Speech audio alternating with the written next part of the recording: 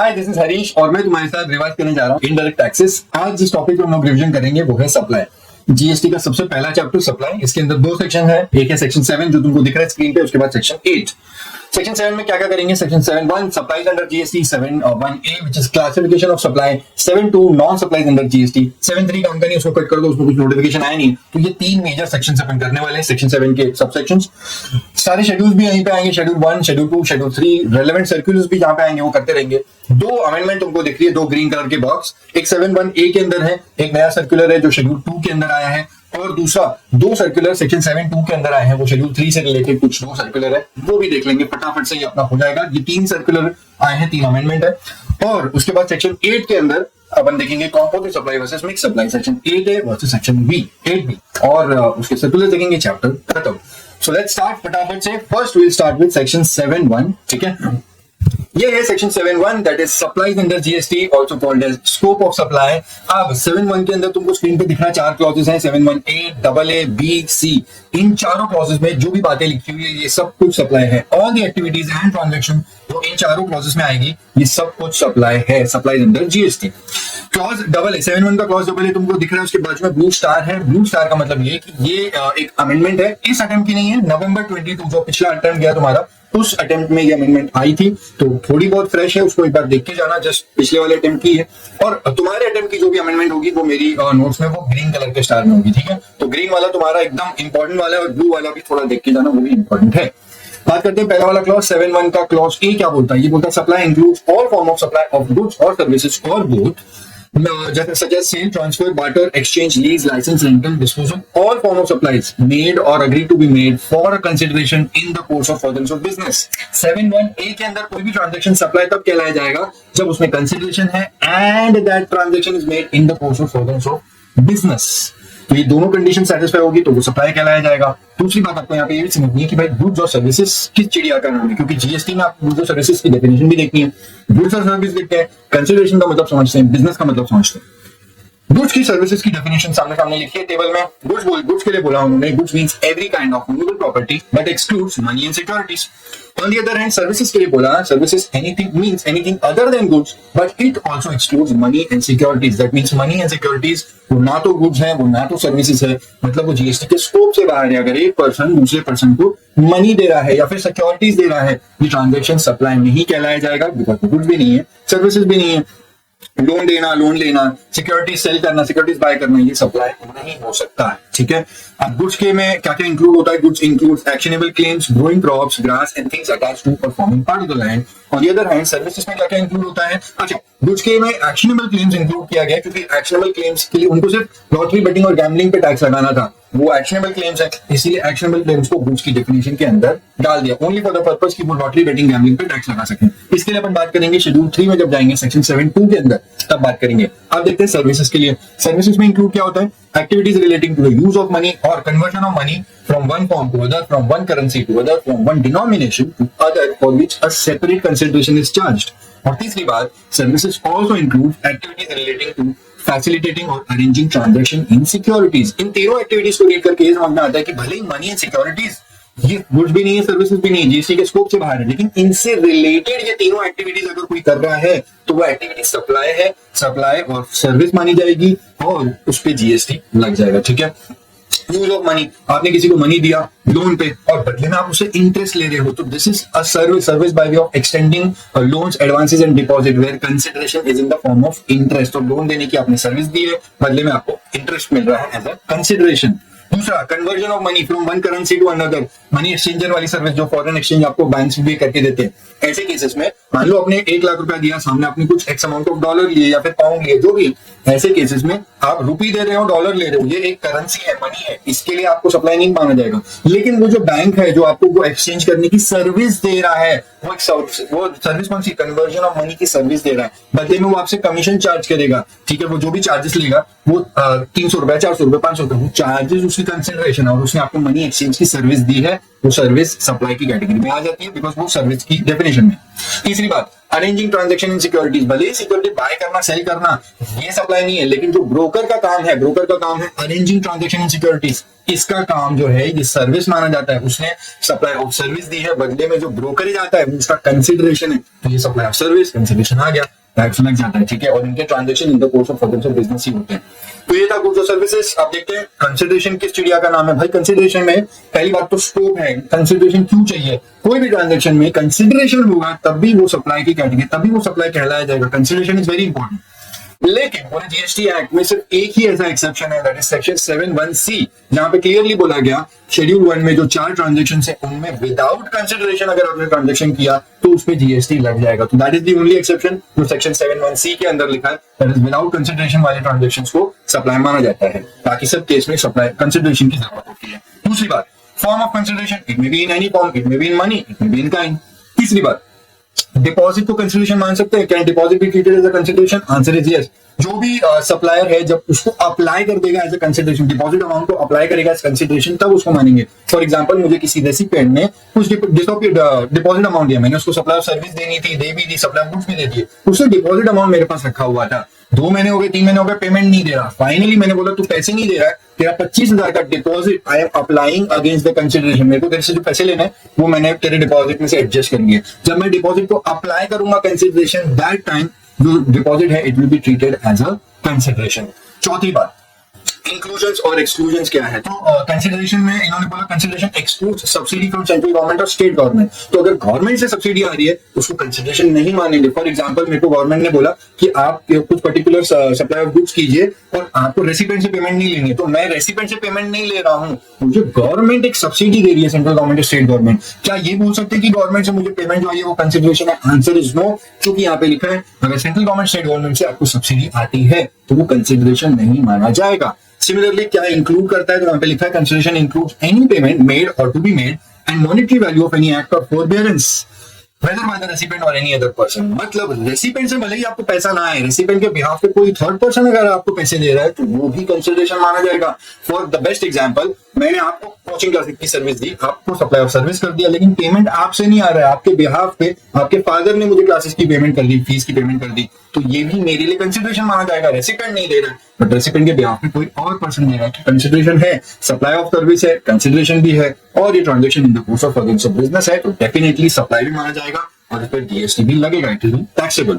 ये था कंसिडरेशन। अब इसके बाद में देखो बिजनेस। बिजनेस का पहला पॉइंट स्कोप आप रीड कर सकते हो, एग्जांपल भी example you can read it. Point second वाला बिजनेस का बोलता है वोकेशन। बिजनेस इंक्लूड्स वोकेशन, तो अगर कोई सप्लाई ऑफ गुड्स या सप्लाई ऑफ सर्विस करता है एज अ वोकेशन तो वो भी बिजनेस माना जाएगा और वो भी जीएसटी में सप्लाई की कैटेगरी में आ जाएगा। वोकेशन मतलब जिसमें आपका इंटरेस्ट है, इंक्लिनेशन है। भले ही मैं एक चार्टर्ड अकाउंटेंट हूं, मैं टैक्स कंसल्टेंट भी हूं और मैं प्रोफेशनल मैं टीचिंग भी करता हूं, प्रोफेसर, लेकिन मेरा इंक्लिनेशन तो गिटार बजाना है, या फिर मेरा इंक्लिनेशन है मेरे को ड्राइंग करना अच्छा लगता है, पेंटिंग बनाना अच्छा लगता है, तो अगर मैं अपनी पेंटिंग बना के सेल करता हूं तो मैं ये नहीं बोल सकता हूं कि ये मैं शौकिया तौर पे कर रहा हूं। मेरा जो वोकेशन है, वो जो सेल ऑफ गुड्स मैंने वोकेशन की, ये भी मेरे लिए बिजनेस कहलाया जाएगा। सिमिलरली उसके नीचे वाला पॉइंट है इंसिडेंटल एक्टिविटी, येलो में लिखा हुआ है।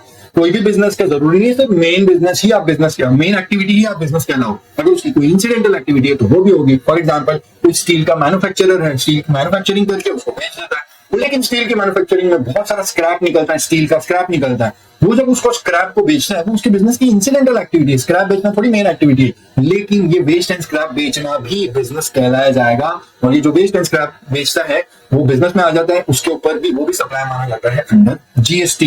लास्ट वाला पॉइंट बोलता है अदर रिक्वायरमेंट्स, दैट मींस वहां पे लिखा हुआ है कोई frequency, volume, continuity, regularity, this is not a prerequisite to qualify as a business. कोई भी एक्टिविटी, कोई भी ट्रांजैक्शन में भले फ्रीक्वेंसी हो या ना हो, कंटिन्यूटी हो या ना हो, रेगुलरिटी हो या ना हो, वॉल्यूम हो या ना हो, वो ट्रांजैक्शन बिजनेस कहलाएगा। अगर वो बिजनेस की सारी चीजें फॉलो हो रहा है, सेटिस्फाई हो रहा है, तो वो बिजनेस है। ये चारों बेसिस पे डिसाइड नहीं होगा कि बिजनेस है कि नहीं है, ठीक है। सो this was all about business section 7(1)(a) का मेजर डिस्कशन तो हो गया। अब एक सर्कुलर है जो मुझे लगता है तुमको अच्छे से देखना चाहिए।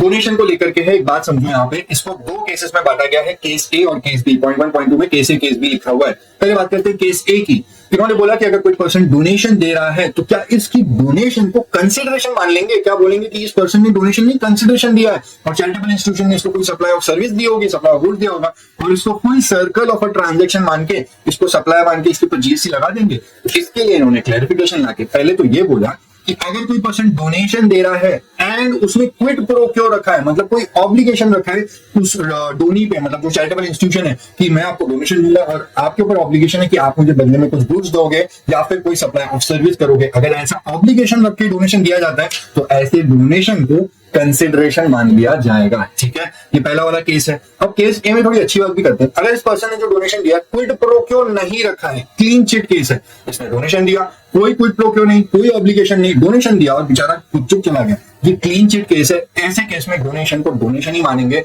डोनेशन को कंसिडरेशन की तरह ट्रीट नहीं करेंगे। बट केस बी में इन्होंने वापिस दूसरी बात बोली, लेकिन अलग एंगल से। अब यहाँ पे जो डोनर है ये क्लीन चिट है, इसने डोनेशन दिया, कोई क्विड प्रो क्यों नहीं है, कोई ऑब्लिगेशन नहीं है, डोनेशन देखी ये चला गया। अब चैरिटेबल इंस्टीट्यूशन के पॉइंट ऑफ व्यू पे इन्होंने एक बात बोली कि चैरिटेबल इंस्टीट्यूशन अगर ऐसे केसेस में डिस्प्ले कर देता है name, displaying the name of the donor, कि भाई donated bye XYZ person, asset donate किया या फिर एक एक्स अमाउंट डोनेट किया, थैंक यू XYZ पर्सन, तो क्या ये मानेंगे कि इसने डोनेशन दिया और चैरिटेबल इंस्टीट्यूशन ने उसका नाम डिस्प्ले करके एक सप्लाई ऑफ सर्विस दी है, एक उसकी एडवर्टीजमेंट करी, उसके बिजनेस को प्रमोट किया है, सो this is a supply of service of advertisement, and बदले ना डोनेशन नहीं कंसिडरेशन आया है, और क्या अगेन इसको एक फुल सप्लाई का ट्रांजेक्शन फुल सर्कल मान के इसको टैक्स लगा देंगे। तो इसके लिए इन्होंने क्लैरिफिकेशन दिया कि बंदा जो डोनर है he is a clean chit, उसने डोनेशन दिया, कोई क्विड प्रो क्यों नहीं है, वो चला गया। चैरिटेबल इंस्टीट्यूशन ने अगर displaying the name of the donor का काम किया है, लेकिन अगर उन्होंने ये जो हरकत की है that is just expression of gratitude, thanks बोलने के लिए है, and not aimed at giving publicity to that person और एडवर्टाइजिंग दैट पर्सन और प्रोमोटिंग हिज बिजनेस, ऐसा कोई भी इंटेंशन नहीं था। The intention was only expression of gratitude, thanks बोलने का था। तो ऐसे केस में जहां पे इन्होंने भी अच्छे मन से उस डोनेशन का डोनी का नाम डिस्प्ले में लिखा हुआ है अपने चैरिटेबल इंस्टीट्यूशन के प्रीमाइसेस में, ऐसे केस में डोनेशन को डोनेशन ही रहने देंगे, डोनेशन को कंसिडरेशन की तरह ट्रीट नहीं करेंगे। ये क्लैरिफिकेशन था जहां पे दोनों क्लियर है, इसने भी डोनेशन दिया, कोई क्विड प्रो क्यों नहीं रखा, और इन्होंने भी जो नेम डिस्प्ले किया वो भी अच्छे मन से किया, तो ऐसे केस में डोनेशन को डोनेशन ही मानेंगे। This was the circular on donation. इसी के साथ सेक्शन 7(1)(a) खत्म होता है। But just to remind you, 7(1)(a) के अंदर कोई भी ट्रांजेक्शन सप्लाई तब हुआ जब उसमें बिजनेस कंसिडरेशन भी है and it is in the course of forms of business. Now moving on to the next part, we have section 7(1) का क्लॉज AA। ब्लू स्टार है ये, पिछले अटेम्प्ट में ये एक अमेंडमेंट आई थी, इस क्लॉज को नया इंसर्ट किया था। इसको रीड करने के पहले when you understand the background, तुमको इसको बहुत अच्छे से समझ में आ जाएगा और एग्जाम एकदम दिमाग में छप जाएगा। देखो इधर स्क्रीन पे, अब ये जो है ये ट्रांजेक्शन 7(1)AA किसके बारे में बात करता है, ये बात करता है टैक्सेबिलिटी ऑफ एक्टिविटी और transaction between unincorporated AOP BOI and its members. For example कोई क्लब या JV या फिर कोई एसोसिएशन ऑफ पर्संस और उसके मेंबर्स, ये आपस में इन्होंने उसको कुछ मेंबर को कोई सप्लाई कुछ किया, सप्लाई गुड्स सप्लाई सर्विस, और मेंबर अगर सप्लाई गुड्स सप्लाई सर्विस देता है तो इसकी टैक्सेबिलिटी के बारे में। पहले क्या होता था अर्लियर एंड नाउ, अब क्या होगा आफ्टर द अमेंडमेंट। पहले ये होता था कि 7(1)(a) आगे देखेंगे, 7(1) का कैपिटल A शेड्यूल 2 जहां पे रेफरेंस में है, वहां पे शेड्यूल 2 के 7th पैरा में बात लिखी थी कि अगर कोई अनइनकॉर्पोरेटेड AOP BOI अपने ही मेंबर को कोई सप्लाई ऑफ गुड्स करते हैं या फिर वाइस वर्सा, तो ये ट्रांजैक्शन सप्लाई ऑफ गुड्स का होगा। और नीचे सर्कुलर डाल के बोला था कि अगर अनइनकॉर्पोरेटेड AOP BOI जैसे कोई क्लब या फिर JV जब अपने मेंबर्स को सप्लाई ऑफ सर्विस करेंगे तो वो सप्लाई ऑफ सर्विस की तरह ट्रीट किया जाएगा। ये एक बात थी कि जो चीज सप्लाई की है उसको क्लासिफिकेशन ऑफ सप्लाई 7(1)(a) के अंदर लिखा है, जबकि वो 7(1) में लिखी होनी चाहिए सप्लाई वाले में। दूसरा प्रॉब्लम, सुप्रीम कोर्ट का एक जजमेंट आया था कैलकाटा क्लब के केस में, एंड वो जो जजमेंट था वो यहाँ पे डिपार्टमेंट के अगेंस्ट था। डिपार्टमेंट को रेवेन्यू लॉस हो जाता उस जजमेंट की वजह से। तो यहाँ पे दो चीजों की वजह से उन्होंने अमेंडमेंट लाया।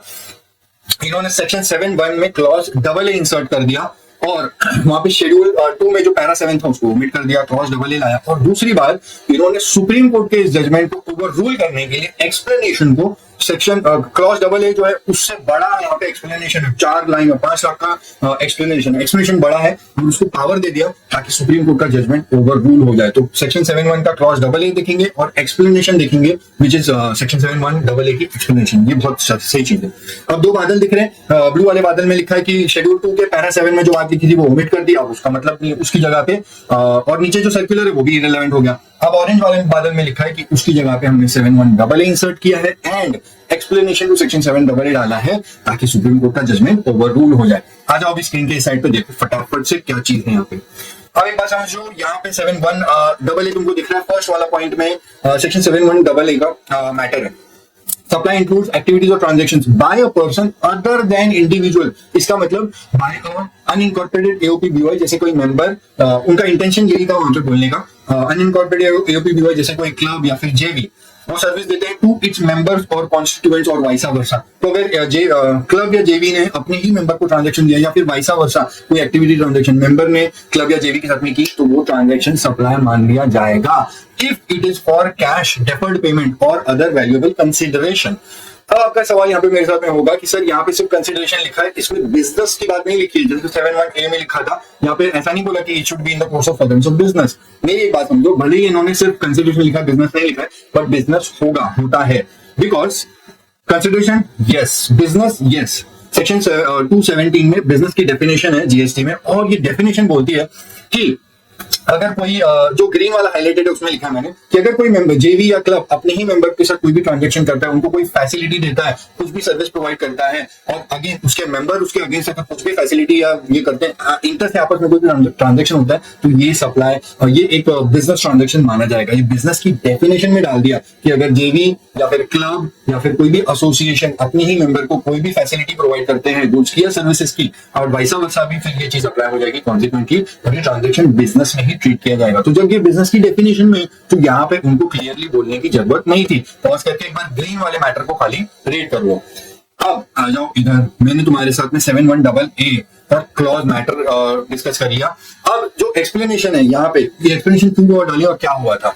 सुप्रीम कोर्ट का जजमेंट आया था डिपार्टमेंट के अगेंस्ट। डिपार्टमेंट बोल रहा है कि जो असेसी है, मतलब जो क्लब है और जो उसके मेंबर्स हैं, ये दोनों सेपरेट पर्सन है, और अगर क्लब ने मेंबर को सर्विस दिया गुड्स दी और मेंबर ने क्लब को कोई सर्विस दिया गुड्स दी तो ये ट्रांजैक्शन को सप्लाई मानेंगे, इस पर टैक्स लगेगा। और डिपार्टमेंट सही भी था, लेकिन सुप्रीम कोर्ट ने बोला कि नहीं नहीं नहीं नहीं, जो क्लब है या फिर जो जेवी है और उसके जो मेंबर्स हैं ये अलग थोड़ी है, ये तो सेम है। कैलकाटा क्लब के केस में बोला कि क्लब और उसके मेंबर्स ये अलग नहीं है, ये सेम है, और क्लब और मेंबर दोनों सेम है। तो कोई पर्सन खुद अकेला ही है तो वो खुद ही खुद को गुड्स कैसे देगा, खुद ही खुद को सर्विस कैसे देगा, खुद ही खुद से पेमेंट कैसे लेगा। This is not possible. Principle of mutuality इन्होंने लगा के बोला कि क्लब और उसके मेंबर ये तो एक ही होते हैं, और जब इनके बीच में कोई ट्रांजैक्शन हो ही नहीं सकता तो सप्लाई कैसे होगा और जीएसटी किस बात का। और ऐसे केस में सुप्रीम कोर्ट ने क्लब के फेवर में बता दिया जजमेंट और डिपार्टमेंट के अगेंस्ट हो गया। अब ये तो एक केस है, लेकिन देश में जितने सारे क्लब्स हैं तो सुप्रीम कोर्ट के जजमेंट का सहारा लेकर के बोलते हैं कि भाई हमारे केस में भी प्रिंसिपल ऑफ म्यूचुअलिटी और हमारे केस में भी नो जीएसटी। ऐसे केस में डिपार्टमेंट ने तुरंत जाके सबसे पहले तो वो जो वहां पे गड़बड़ में लिखा हुआ था सेक्शन 7(1) ए में, वो आगे वाला जो है शेड्यूल 2 में, वो पैरा 7 को ओमिट किया और एक्चुअली 7(1) में डाल दिया कि भाई अब 7(1) जो सप्लाईज अंडर जीएसटी है उसके अंदर ये क्लॉज डाल दिया। दूसरा, सुप्रीम कोर्ट के इस जजमेंट का सहारा तो कोई भी लेके बोल सकता था, तो इन्होंने एक्सप्लेनेशन में डाल के बोला for the purpose of this clause, जो मैंने अभी ऑरेंज हाईलाइटेड पूरा एक बॉक्स बना हुआ है, for the purpose of this clause it is hereby clarified that notwithstanding anything contained in any other law for the time being in force or any judgment or order of any court, tribunal or authority, notwithstanding का मतलब होता है तेल लेने गया, भाड़ में गया, मतलब 7(1) clause double A is superior और एनी अदर लॉ, मतलब उसके अलावा जो भी एक्ट कुछ भी बोल रही है या फिर सुप्रीम कोर्ट का जजमेंट या फिर एनी कोर्ट का कोई भी जजमेंट या डिसीजन, वो इंफीरियर है। 7(1) का क्लॉज डबल ए वो सुपीरियर है। नॉट विथ स्टैंडिंग के पास पावर है, वो ऊपर हो गया और ये लोग नीचे हो गए। तो नॉट विथ स्टैंडिंग का पावर लगा के इन्होंने बोला कि येलो वाली बातें जो है वो हमारी ही सही है। नॉट विथ स्टैंडिंग तेल लेने गया, कोई भी एक्ट में क्या लिखा है या सुप्रीम कोर्ट का जजमेंट क्या बोल रहा है हमको उससे मतलब नहीं है। 7(1) डबल ए में एक्सप्लेनेशन में ये येलो वाली दो बातें बोली। पहली बात तो इन्होंने बोला पर्सन एंड इट्स मेंबर्स, जो अनइनकॉर्पोरेटेड एओपी बीवाई और उसके मेंबर्स जो होते हैं, the shall be deemed to be two separate persons. मतलब सुप्रीम कोर्ट ने जो प्रिंसिपल ऑफ म्यूचुअलिटी लगा के बोला था एक है एक है एक है, इसने एक्सप्लेनेशन में नॉट विथ स्टैंडिंग लगा के बोलते हैं नहीं भाई ये दोनों अलग है। भाड़ में गया सुप्रीम कोर्ट का जजमेंट। जो अनइनकॉर्पोरेटेड एओपी बीवाई जो क्लब है वो उसके मेंबर्स है, ये दोनों सेपरेट पर्सन है। दूसरी बात, and the supply of activity और ट्रांजेक्शन इंटर से आपस में इनके बीच में जो भी एक्टिविटी और ट्रांजेक्शन होता है that shall be deemed to have taken place from one such person to another, मतलब ये दोनों सेपरेट पर्सन है और इनके बीच के ट्रांजेक्शन को हम सेपरेट मतलब मानेंगे कि एक सेपरेट पर्सन है दूसरे सेपरेट को दिया है और इस पे टैक्स लगा देंगे। और यहाँ पे मैंने लिखा नहीं है बट इसको इंसर्ट किया था रेट्रोस्पेक्टिवली 1/7/2017 से। तो this is an important provision जो तुमको पता होना चाहिए।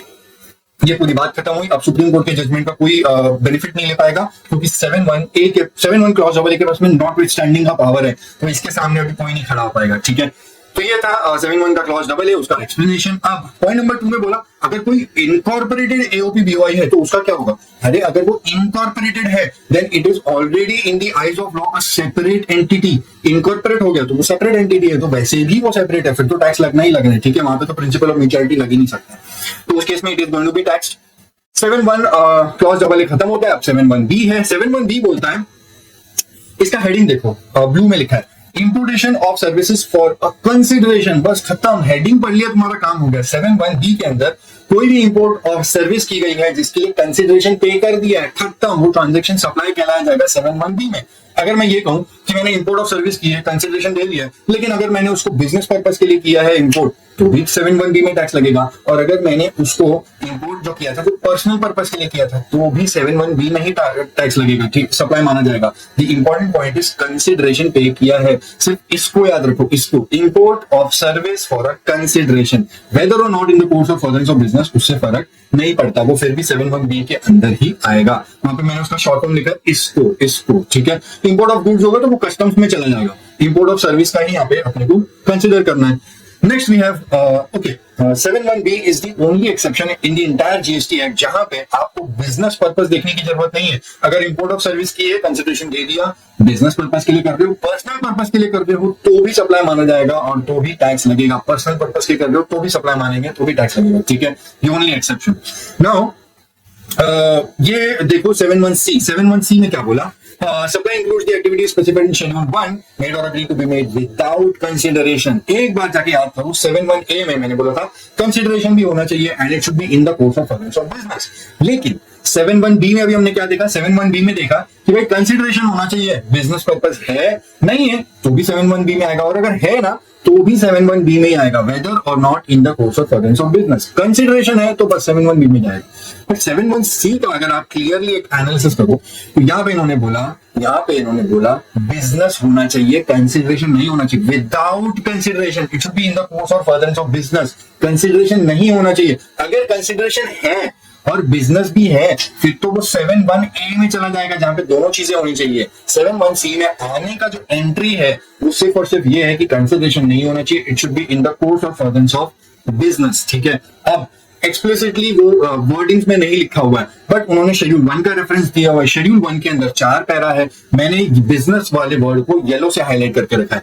पैरा 1, पैरा 2, पैरा 4 सब में बिजनेस लिखा है, पैरा 3 में नहीं लिखा है। ठीक है, प्रिंसिपल और एजेंट वाला ट्रांजेक्शन है, प्रिंसिपल और एजेंट के बीच में ट्रांजेक्शन बिजनेस में ही होता है। पर्सनल केसेस में आपने कभी सुना भी नहीं होगा कि किसी पर्सन ने एजेंट अपॉइंट किया पर्सनल ट्रांजेक्शन के लिए, तो that does not happen usually. तो ये बात समझो कि यहाँ पे यूजुअली बिजनेस होना ही चाहिए और विदाउट कंसिडरेशन होगा तो ही आएगा। कंसिडरेशन है तो 7(1)(a में चला जाएगा।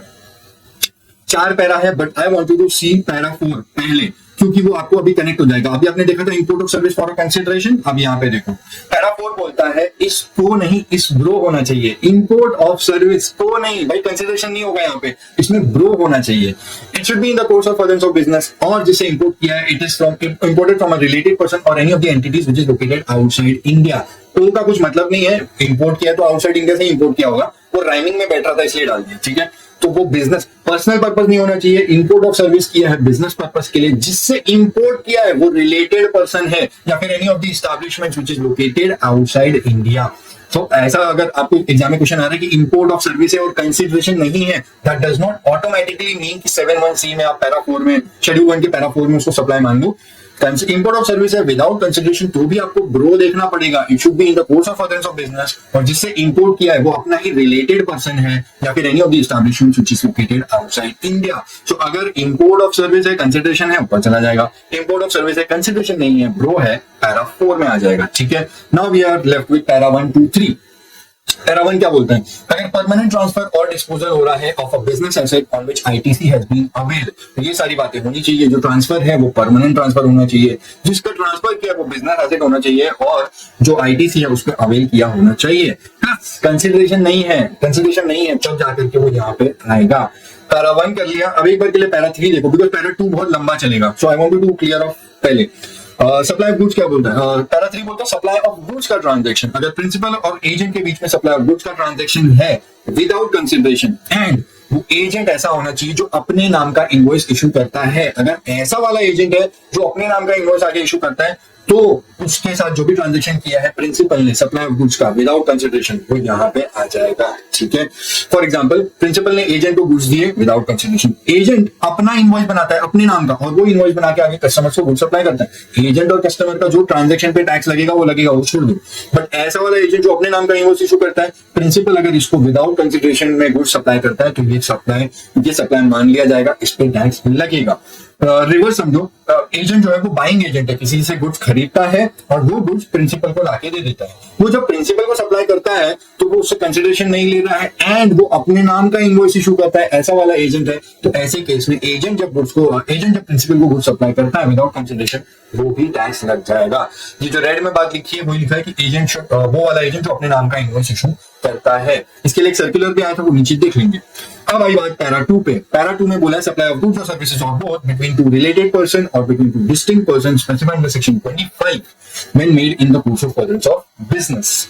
इसका एक एक्सेप्शन है, provided that gifts in value up to rupees 50,000 in a financial year by the employer to its employee shall not be treated as supply of goods or services or both। मतलब अगर employer अपने employee को gift देता है up to rupees 50,000 का इन a financial year, तो उसको supply नहीं माना जाएगा। अब इससे रिलेटेड 4 एग्जांपल समझो। अगर गिफ्ट जो एम्प्लॉयर ने एम्प्लॉय को दिया तो 30,000 का, क्या वो सप्लाई माना जाएगा? नहीं, ऑब्वियसली नहीं। अप टू 50,000 है तो नहीं माना जाएगा। दूसरा एग्जांपल, अगर गिफ्ट जो दिया वो 60,000 का है, क्या वो सप्लाई माना जाएगा? Answer is yes. What will be the amount of supply? Entire 60,000। ये इनकम टैक्स का स्लैब बेनिफिट नहीं है कि अप टू 50,000 होगा तो नील ले लोगे। ठीक है, एक बार एक्सीड हो गया तो पूरा 60,000 के ऊपर सप्लाई माना जाएगा और पूरे 60,000 पे टैक्स लगेगा। थर्ड एग्जांपल, अगर जो प्रिंसिपल ने अपने एम्प्लॉइज को गिफ्ट दिया, ऐसा बताया कि 3 लाख रुपीज का गिफ्ट दिया एम्प्लॉयर ने अपने एम्प्लॉय को, क्या सप्लाई माना जाएगा? ऑब्वियसली 50,000 से ज्यादा है तो उस पूरे 3 लाख के ऊपर टैक्स सप्लाई माना जाएगा और टैक्स लगेगा। बट अगर आपको एग्जाम में ट्विस्ट किया क्वेश्चन और बोला ये जो 3 लाख का गिफ्ट दिया एम्प्लॉयर ने, अपने एक एम्प्लॉय को नहीं दिया, उसकी पूरी ऑर्गेनाइजेशन में 10 एम्प्लॉय है और उसने अपने सारे ऑल द 10 एम्प्लॉइज को उसने डिस्ट्रीब्यूट किया ये gift equally, it is equally distributed amongst all the 10 employees. ऐसे केस में 3 lakhs डिवाइडेड बाय 10 अगर आप करोगे तो पर एम्प्लॉय 30,000 का गिफ्ट दिया। Again this will not be treated as a supply, because employer ने अगर अपने एम्प्लॉय को गिफ्ट दिया up to rupees 50,000 in a financial year, तो सप्लाई नहीं होगा, कोई भी केस में सप्लाई नहीं लगेगा। कंक्लूजन क्या है थर्ड एग्जांपल का? पर एम्प्लॉय देखना है आपको, पर एम्प्लॉय। चौथा एग्जांपल, अगर कोई प्रिंसिपल ने अपने एम्प्लॉय को गिफ्ट दिया जुलाई मंथ में, best performance of the month किया था, उसको 30,000 का गिफ्ट दिया, ऑब्वियसली अप टू 50,000 है, सप्लाई नहीं माना जाएगा। बट सेम एम्प्लॉय को जुलाई होने के बाद में अक्टूबर में दिवाली मंथ में उसने अच्छी सेल्स करी, तो नवंबर में उसका अप्रेजल हुआ, नवंबर में उसको वापस एक गिफ्ट दिया और इस टाइम भी उसको गिफ्ट दिया 30,000 का, best employee of the month का। अब इस केस में क्या टैक्स लगेगा कि नहीं? ऑब्वियसली लगेगा, क्योंकि हमको देखना है 50,000 इन अ फाइनेंशियल ईयर। तो क्यूमुलेटिव टोटल लेंगे, जुलाई का 30,000 प्लस उसी सेम फाइनेंशियल ईयर में वापस नवंबर में गिफ्ट हुआ 30 प्लस 30 60,000 हो गया, और अगर 50 को एक्सीड हो गया तो पूरे 60,000 पे टैक्स लगेगा। दैट मींस इसका कंक्लूजन ये है कि आपको फाइनेंशियल ईयर वाइज देखना है, पर ट्रांजैक्शन नहीं देखना है। तो अपनी कॉपी में कहीं ये 4 बात नोट करके रख लो, ये चारों एग्जांपल आप समझ लो, आपका बस खत्म हो गया ये वाला। अब पैरा 2 का जो मेन बात है वो तो रह ही गया था। अब एक बात समझो, पैरा 2 पे आ रहे हैं, पहले पैरा 2 को समझो कि पैरा 2 में क्या है। शेड्यूल 1 का पैरा 2 आपको 2 बातें बताता है। एक तो बोलता है कोई रिलेटेड पर्सन, अगर ट्रांजैक्शन 2 रिलेटेड पर्सन के बीच में हो रहा है इन the course of furtherance of business and उसमें कंसिडरेशन नहीं है तो सप्लाई माना जाएगा। लेकिन इसका एक एक्सेप्शन है जो हमने अभी देखा, एम्प्लॉयर ने एम्प्लॉय को गिफ्ट दिया up to 50,000 in financial year, तो सप्लाई नहीं माना जाता, उसके लिए एक्सेप्शन दिया गया है। और थर्ड बात बोली कि अगर कोई डिस्टिंक्ट पर्सन के साथ में ट्रांजैक्शन हुआ है इन the course of furtherance of business, तो वो भी विदाउट कंसिडरेशन किया जाता, तो वो भी सप्लाई माना जाएगा। माइंड ट्रिक याद रखने के लिए आप बोल सकते हो red, red, red, RED, red. पहले रिलेटेड पर्सन ने अगर बिजनेस वाला ट्रांजेक्शन किया विदाउट कंसिडरेशन, दूसरा एक्सेप्शन अपने को याद रखना है, तीसरा डिस्टिंक्ट पर्सन ने भी अगर बिजनेस में ट्रांजेक्शन किया विदाउट कंसिडरेशन तो ये भी सप्लाई माना जाएगा। Now in this entire screen you know without consideration क्या बात है, यू ऑल्सो नो कि बिजनेस किस बात को बोलते हैं, यू ऑल्सो रेड कि एक्सेप्शन कैसे आपको 4 एग्जांपल्स के साथ में वो सॉल्व करना है। अब रिलेटेड पर्सन और डिस्टिंक्ट पर्सन को एक बार समझ लो तो तुम्हारा ये पूरा सेक्शन 7(1) पूरा खत्म हो जाएगा, ठीक है। So coming back to this screen and now मैं आपको ये पूरा दिखा दिया। अब रिलेटेड पर्सन की डेफिनेशन है वो समझो। रिलेटेड पर्सन का एक्सप्लेनेशन है सेक्शन 15 का एक्सप्लेनेशन, वो बताता है कि रिलेटेड पर्सन किसको बोलते हैं। अकॉर्डिंग टू दैट नीचे 9 कैटेगरी है, 9 कैटेगरी में जो भी लोग हैं वो रिलेटेड पर्सन माने जाएंगे। जो 8 वाली कैटेगरी में जो पर्सन लिखा हुआ है वो बड़ा इंपॉर्टेंट है, वो आपको इंस्टीट्यूट का बहुत फेवरेट है, ठीक है। लाइन बाय लाइन जाते हैं। पहले वाला है ऑफिसर और director of one another business. अगर एक पर्सन है, दो अलग अलग कंपनीज में डायरेक्टर है, तो वो दोनों कंपनीज में जहाँ पे वो डायरेक्टर है वो रिलेटेड पर्सन माने जाएंगे। दूसरा वाला लीगली रिकॉग्नाइज्ड पार्टनर्स, एक फॉर्म में जो 2 पार्टनर होते हैं वो दोनों पार्टनर्स आपस में रिलेटेड पर्सन माने जाते हैं। तीसरी कैटेगरी एम्प्लॉयर एम्प्लॉय भी रिलेटेड पर्सन माने जाते हैं। वी ऑलरेडी नो दैट, तुमने इसका एक्सेप्शन भी देख लिया कि gift up to ₹50,000 in financial year रहेगा तो वो एक्सेप्शन है, उसको सप्लाई नहीं माना जाएगा। उसके बाद 4, 5, 6, 7 ये कंट्रोल से रिलेटेड है। मैं एक बार बोलते जाता हूँ, आप बस रीड करके समझ लेना। पहला ट्रांजेक्शन ऐसा है कि अगर कोई थर्ड पर्सन 2 कंपनीज को कंट्रोल कर रहा है, ए लिमिटेड और बी लिमिटेड को, तो उसका इस ए लिमिटेड में 25% और मोर का शेयर होल्डिंग या वोटिंग पावर है, एंड सिमिलरली इस बी लिमिटेड में भी इसका 25% और मोर का शेयर होल्डिंग या वोटिंग पावर। ऐसे केस में A and B both controlled entities are related person, ठीक है। दूसरा एग्जांपल, कोई थर्ड पर्सन ए लिमिटेड और बी लिमिटेड को कंट्रोल तो करता है लेकिन 25% वाले शेयर होल्डिंग वाले रूप से नहीं, by some other means. For example A limited और बी लिमिटेड के वो बोर्ड ऑफ डायरेक्टर्स को कंट्रोल करता है, उनकी अपॉइंटमेंट, उनकी रीअपॉइंटमेंट, उनका कंपोजिशन, उनकी मीटिंग कब होनी है, क्या होना है, कौन से ट्रांजेक्शन को, वो सब कुछ इंफ्लुएंस कर लेता है। ऐसे केस में ये दोनों कंट्रोल्ड एंटिटीज ए लिमिटेड और बी लिमिटेड ये आपस में रिलेटेड पर्सन माने जाएंगे। थर्ड एग्जांपल, अगर रिवर्स ट्रांजैक्शन ये ए लिमिटेड और बी लिमिटेड मिलकर किसी थर्ड को कंट्रोल करते हैं तो ऐसे केस में ए एंड बी दोनों कंट्रोलिंग एंटिटीज आपस में रिलेटेड पर्सन माने जाएंगे। और लास्ट वाला पपलू वाला एकदम 0.5 वाला कि one of them controls the other, तो जो कंट्रोल कर रहा है और जो कंट्रोल हो रहा है, कंट्रोलिंग एंड कंट्रोल्ड दोनों पर्सन आपस में रिलेटेड पर्सन माने जाएंगे। ये कंट्रोल से रिलेटेड सारे पॉइंट्स थे। उसके बाद इंपॉर्टेंट है सी इंस्टीट्यूट का सबसे favourite, Such persons are members of the same family. Members of the same family भी related person माने जाते हैं। मेरी फैमिली में 40 लोग हैं, मैं जॉइंट फैमिली में रहता हूँ, तो क्या 40 के 40 मेरे रिलेटेड पर्सन है? तो जनरली तो वो है, पर जीएसटी के टॉपिक से बात करें तो नहीं, डेफिनेटली नॉट, बिकॉज फैमिली की डेफिनेशन है utmost important change to favourite. Family की डेफिनेशन बोलती है कि एक पर्सन के लिए उसके स्पाउस और चिल्ड्रन के हमेशा फैमिली मेंबर है। वो डिपेंडेंट होंगे तो भी, वो इंडिपेंडेंट होंगे तो भी वो उसके फैमिली मेंबर ही माने जाएंगे। लेकिन उसके नीचे वाले पॉइंट बी में लिखा कि अगर parents, grand parents, brother, sister, ये 4 कैटेगरी के लोग, अगर ये 4 कैटेगरी के लोग डिपेंडेंट है तो फैमिली मेंबर माने जाएंगे। अगर इंडिपेंडेंट है तो ये फैमिली मेंबर नहीं माने जाएंगे। फॉर एग्जांपल ब्रदर और सिस्टर ये इंडिपेंडेंट है, ये अपना कमाते खाते whatever it is, but parents और ग्रैंड पेरेंट्स है, ये डिपेंडेंट है हम पे, तो ऐसे केस में पेरेंट्स और ग्रैंड पेरेंट्स ये फैमिली मेंबर माने जाएंगे और ब्रदर और सिस्टर ये नहीं माने जाएंगे। वेरी इंपॉर्टेंट इंस्टीट्यूट बार बार पूछता है, क्योंकि अगर आपको फैमिली का मतलब समझ में आ गया तो जो भी फैमिली मेंबर्स होंगे वो रिलेटेड पर्सन माने जाएंगे, और रिलेटेड पर्सन के साथ में अगर कोई ट्रांजैक्शन किया इन the course of furtherance of business without consideration तो सप्लाई माना जाएगा शेड्यूल 1 के पैरा 2 के हिसाब से, ठीक है। सो दिस वाज वन थिंग। अच्छा, स्पाउस और चिल्ड्रन को डिपेंडेंट की जरूरत नहीं है, बाकी लोगों, बाकी 4 कैटेगरी वाले डिपेंडेंट होने चाहिए। इनके अलावा आपकी फैमिली में जो भी होंगे, चाचा, मामा, ताया, ताई, कुछ भी रहेगा, वो रिलेटेड पर्सन नहीं हो सकता क्योंकि वो फैमिली की डेफिनेशन से ही बाहर है, तो उनमें तो डिपेंडेंट इंडिपेंडेंट का क्लॉज ही नहीं अप्लाई होता, ठीक है। लास्ट वाला 9th कैटेगरी है सोल एजेंट या सोल डिस्ट्रीब्यूटर। तो कोई पर्सन का, कोई भी बिजनेस पर मैन का जो भी सोल डिस्ट्रीब्यूटर, सोल एजेंट होगा वो भी रिलेटेड पर्सन माना जाता है। This was entire discussion for the point related person. Next we have distinct person. Distinct person section 25 में डिस्कस किया गया है, रजिस्ट्रेशन चैप्टर में वापस पढ़ाऊंगा। अभी के लिए बस इतना समझ लो, एक पैन पे 2 अलग अलग जीएसटी नंबर अगर लिए जाते हैं तो ये दोनों सेपरेट जीएसटी रजिस्ट्रेशन वाले जो पर्सन है इनको डिस्टिंक्ट पर्सन माना जाता है, जिनका पैन सेम है बट जीएसटी नंबर अलग है। इनकी जो एस्टैब्लिशमेंट होती है इनको कहा जाता है एस्टैब्लिशमेंट ऑफ डिस्टिंक्ट पर्सन, ये सेक्शन 25 बोलता है। तो आप इस एग्जांपल समझ लो, अगर एक ऑर्गेनाइजेशन है, पैन तो एक ही है बट इन्होंने 2 ब्रांचेस खोल के रखे हैं 2 अलग अलग स्टेट्स में, तो ऑब्वियसली 2 अलग जीएसटी रजिस्ट्रेशन, लेकिन इन्होंने अगर कुछ इंटर ब्रांच ट्रांसफर किया है दोनों ऑफिसेस ने, तो ऐसे केस में इंटर ब्रांच ट्रांजैक्शन एक बिजनेस ट्रांजैक्शन है। तो 2 डिस्टिंक्ट पर्सन ने आपस में बिजनेस ट्रांजैक्शन किया विदाउट कंसिडरेशन 7(1) के शेड्यूल 1 के पैरा 2 में आ जाएगा, ठीक है। This was distinct person. अब यहाँ पे तुम्हारा सब कुछ खत्म हो चुका, पूरा शेड्यूल 1 का सारे पैरास खत्म हो गए। अब हमको देखना है यहाँ पे कुछ सर्कुलर्स है। पहला वाला सर्कुलर है मोल्ड्स एंड डाइज के रिस्पेक्ट में ओईएम और component manufacturer, original equipment manufacturer and component manufacturer. OEM का एग्जांपल समझ लो मारुति लिमिटेड, जो कार बनाते हैं, बलिनो, स्विफ्ट और अर्टिगा, ऐसी जो इनकी कार्स हैं, और इनको अपनी कार के लिए कुछ कंपोनेंट्स बनवाने हैं, बट उनको लग रहा है कि वो कंपोनेंट इतना छोटा, अगर वो अपनी फैक्ट्री में बनाएंगे तो बेकार में एक यूनिट इन्वॉल्व हो जाएगा और वो कॉस्ट इफेक्टिव नहीं होगा, ठीक है। तो उन्होंने वो कंपोनेंट मैन्युफैक्चर करने का काम आउटसोर्स कर दिया, किसी कंपोनेंट मैन्युफैक्चरर को दे दिया। लेकिन अगर वो गलत कंपोनेंट बनाता है जिसकी साइज और फिटिंग बराबर नहीं बैठती है, तो इनकी जो व्हीकल का जो भी बैच बनेगा वो बैच खराब हो सकता है, ठीक है। तो ऐसे केस में मारुति लिमिटेड जो ओईएम, ओरिजिनल इक्विपमेंट मैन्युफैक्चरर, इसने मोल्ड्स एंड डाइज अपने कंपोनेंट की साइज का मोल्ड्स एंड डाइज बना के इसको दे दिया कंपोनेंट मैन्युफैक्चरर को, और बोला कि इन मोल्ड्स एंड डाइज के साइज के हिसाब से ही आप ये सारे unit banana, for example 1 lakh units. अब मोल्ड्स एंड डाइज इसने फ्री में दिए, इसने तो 1 लाख यूनिट जो भी बना के दिए उसका पैसा लिया, जीएसटी 1 लाख यूनिट्स का इनवॉइस दिया, जीएसटी लगाया, सब कुछ ऑल ओके। अब यहाँ पे ये कहना है कि जो ओईएम ने इसको फ्री ऑफ कॉस्ट में जो मोल्ड्स एंड डाइज दिए, क्या वो ट्रांजैक्शन को, क्या उसको ऐसे बोल सकते हैं कि शेड्यूल 1 के पैरा 2 में अट्रैक्ट हो जाएगा कि एक रिलेटेड पर्सन या डिस्टिंक्ट पर्सन ने कोई बिजनेस ट्रांजैक्शन किया और उसके लिए कंसिडरेशन नहीं लिया, यहाँ पे फ्री ऑफ कॉस्ट का ट्रांजैक्शन है, तो क्या उस पर ये सप्लाई मान लिया जाएगा ऐसे केस में? तो इसके लिए क्लैरिफिकेशन आया कि अगर ओईएम और कंपोनेंट मैन्युफैक्चरर का केस देखा जाए तो ये रिलेटेड पर्सन भी नहीं है और डिस्टिंक्ट पर्सन भी नहीं है।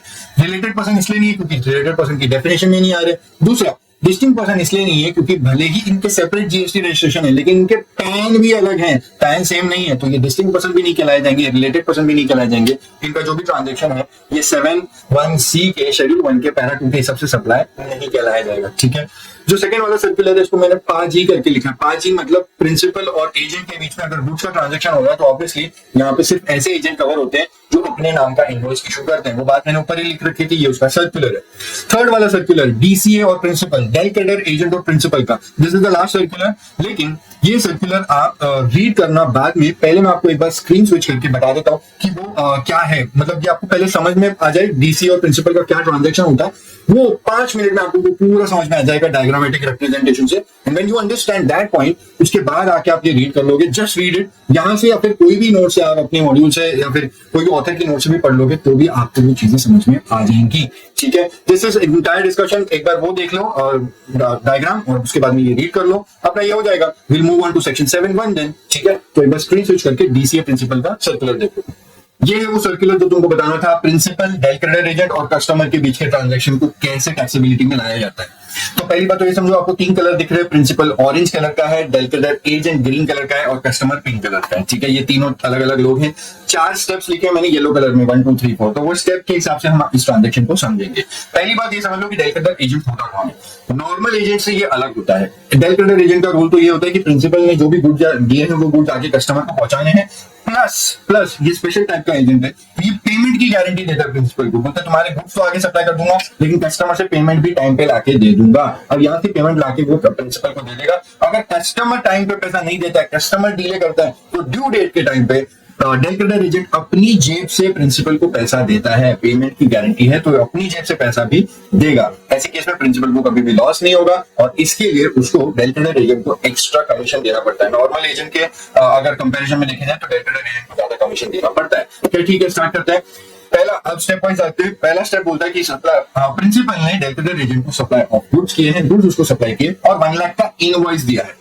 स्टेप 2, जो डेल कैडर एजेंट है वो सेम गुड्स आगे कस्टमर को पहुंचा देता है। जो इनवॉइस इशू करता है वो प्रिंसिपल वाला ही इनवॉइस आगे देता है, अपना नाम का इनवॉइस इशू नहीं देता है, अपना नाम का इनवॉइस इशू नहीं करता है। तो 2 चीजें समझना।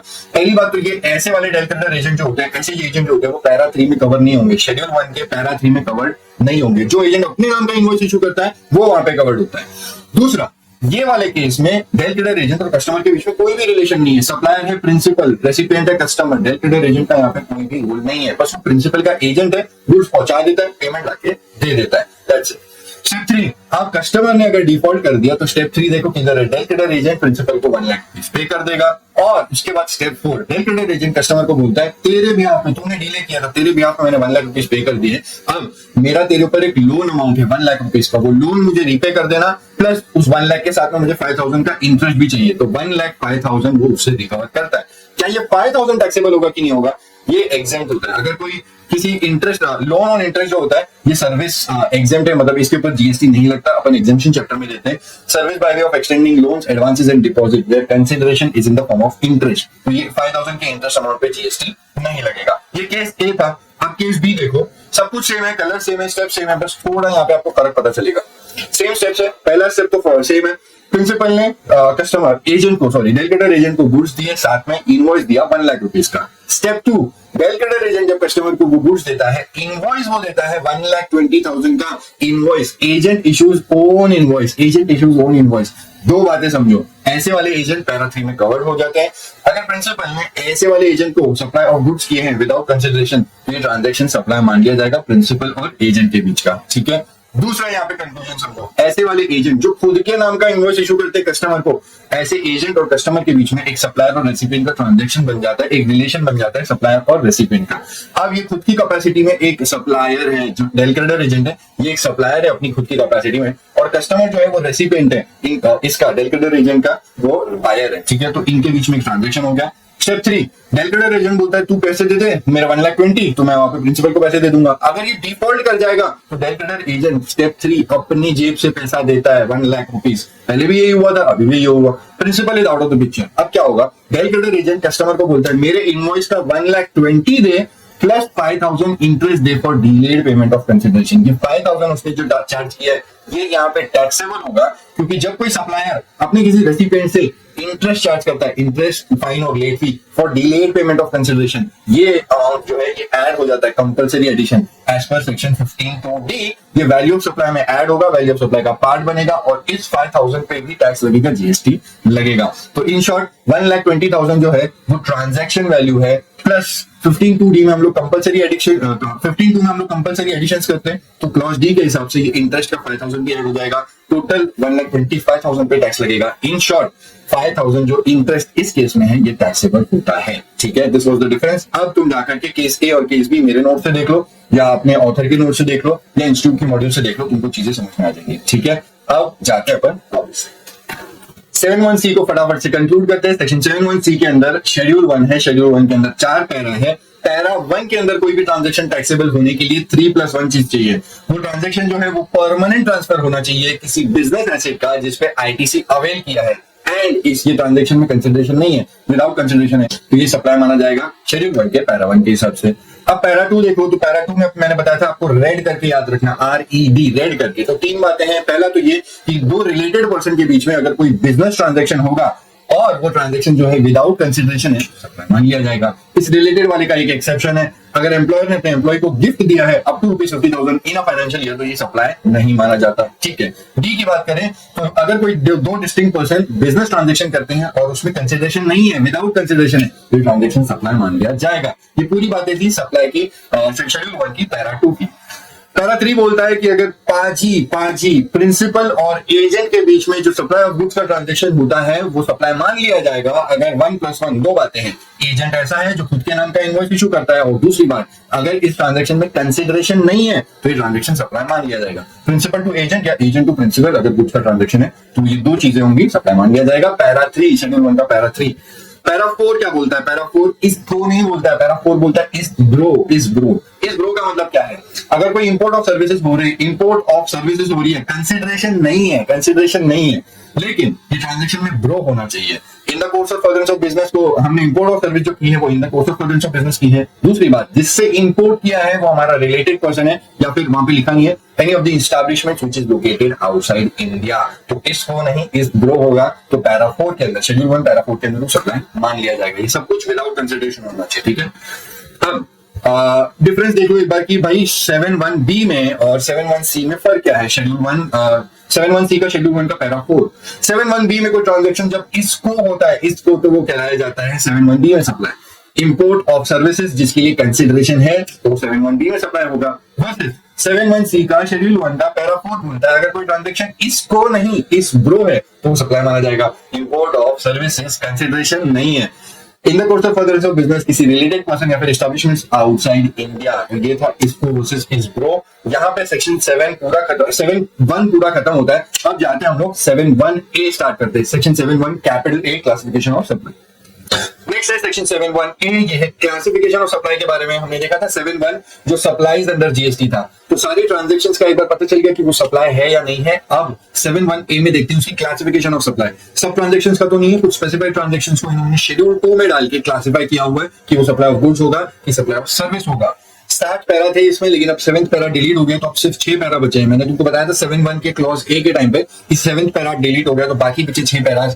शेड्यूल 2 का ये 6 पैरास में से पहला पैरा है ट्रांसफर को लेके। अगर transfer of title in goods हो रहा है तो ये सप्लाई ऑफ गुड्स होगा, लेकिन अगर transfer of right or undivided share in goods हो रहा है without transfer of title in goods, ये सप्लाई ऑफ सर्विस होगा। तीसरा, transfer of title in goods under an agreement and that agreement stipulates that the property in them shall transfer at a future date, ये supply of goods का transaction होगा। दूसरा वाला land and building के बारे में है। इसमें 2 पार्ट्स किए गए, एक लैंड के लिए, एक बिल्डिंग के लिए, पर दोनों का आंसर सप्लाई ऑफ सर्विस ही है। लैंड के लिए बोला कि अगर लीज, टेनेंसी, ईजमेंट या फिर लाइसेंस टू ऑक्यूपाई लैंड का ट्रांजैक्शन है तो ये सप्लाई ऑफ सर्विस होगा। सिमिलरली बिल्डिंग के लिए लीजिंग और letting out of building including a commercial, industrial और रेजिडेंशियल कॉम्प्लेक्स फॉर बिजनेस और कॉमर्स, ये ट्रांजैक्शन सप्लाई ऑफ सर्विस की तरह ट्रीट किया जाएगा। तीसरा पैरा है treatment of process which is apply to another persons good, ये सप्लाई ऑफ सर्विस है। ये जॉब वर्कर के केस में होता है। देखो जॉब वर्कर क्या करता है, ट्रीटमेंट ऑफ प्रोसेस तो करता है, लेकिन किसी और के गुड्स के ऊपर वो ट्रीटमेंट ऑफ प्रोसेसिंग करता है। तो जॉब वर्कर की जो एक्टिविटी है, वो जो सप्लाई देता है, वो सप्लाई ऑफ सर्विस होता है। 4th para being very important, इस पैरा के अंदर 3 बातें हैं। ट्रांसफर ऑफ बिजनेस एसेट्स के अंदर 3 बातें हैं। पहली बात तो ये कि जो भी गुड्स है, goods which are forming part of business assets, उसको अगर ट्रांसफर या फिर डिस्पोज ऑफ कर देता है, the person who is carrying on the business, he is transferring or disposing of the business assets so as to no longer form part of the business, मतलब उसके जो भी है उस बिजनेस एसेट्स को परमानेंट ट्रांसफर कर रहा है, तो वो सप्लाई ऑफ गुड्स की तरह ट्रीट किया जाएगा। दूसरा, अगर बिजनेस एसेट्स को प्राइवेट पर्पस के लिए यूज किया by the person who is carrying on the business, या फिर if he allows some other person to use it for private purpose, ये सप्लाई ऑफ सर्विस होगा। अगर बिजनेस एसेट्स को प्राइवेट पर्पस के लिए यूज किया तो ये एक सप्लाई ऑफ सर्विस का ट्रांजैक्शन होगा। थर्ड पार्ट इसका very important, if a person who was a taxable person and now if he ceases to be a taxable person, ऐसे केस में जो भी बिजनेस एसेट्स उसके हैं as on the date immediately preceding the date on which he ceases to be a taxable person, वो सारे business assets shall be deemed to be supplied in the course or furtherance of business, और ये transaction supply of goods की तरह treat किया जाएगा।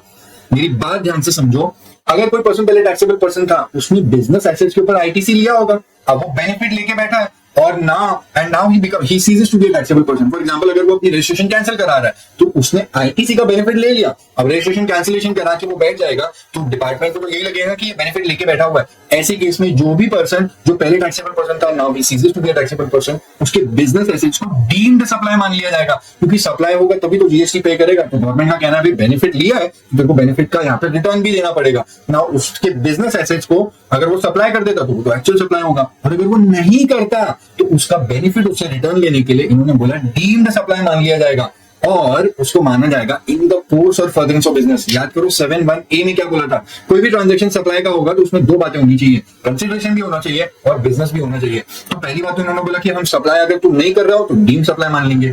दूसरी बात, हम उसको मान लेंगे इन the course of furtherance of business. लेकिन अभी भी कंसिडरेशन तो है नहीं इसमें, इन्होंने कंसिडरेशन के बारे में बोला नहीं, तो 7(1)(c) को हिट कर देंगे। 7(1)(c) में शेड्यूल 1 में पैरा 1 क्या बोलता है, परमानेंट ट्रांसफर और disposal of business asset on which ITC has been hold. तो भले ही कंसिडरेशन ना हो फिर उसको 7(1)(c) में वो लोग हिट कर देंगे और सप्लाई ऑफ गुड्स मान लेंगे। ठीक है, तो कोई पर्सन अगर पहले टैक्सेबल पर्सन था, वो बिजनेस से बाहर हो रहा है या फिर he ceases to be a taxable person, उसके सारे बिजनेस एसेट्स को डीम्ड सप्लाई मान लिया जाएगा in the course of furtherance of business.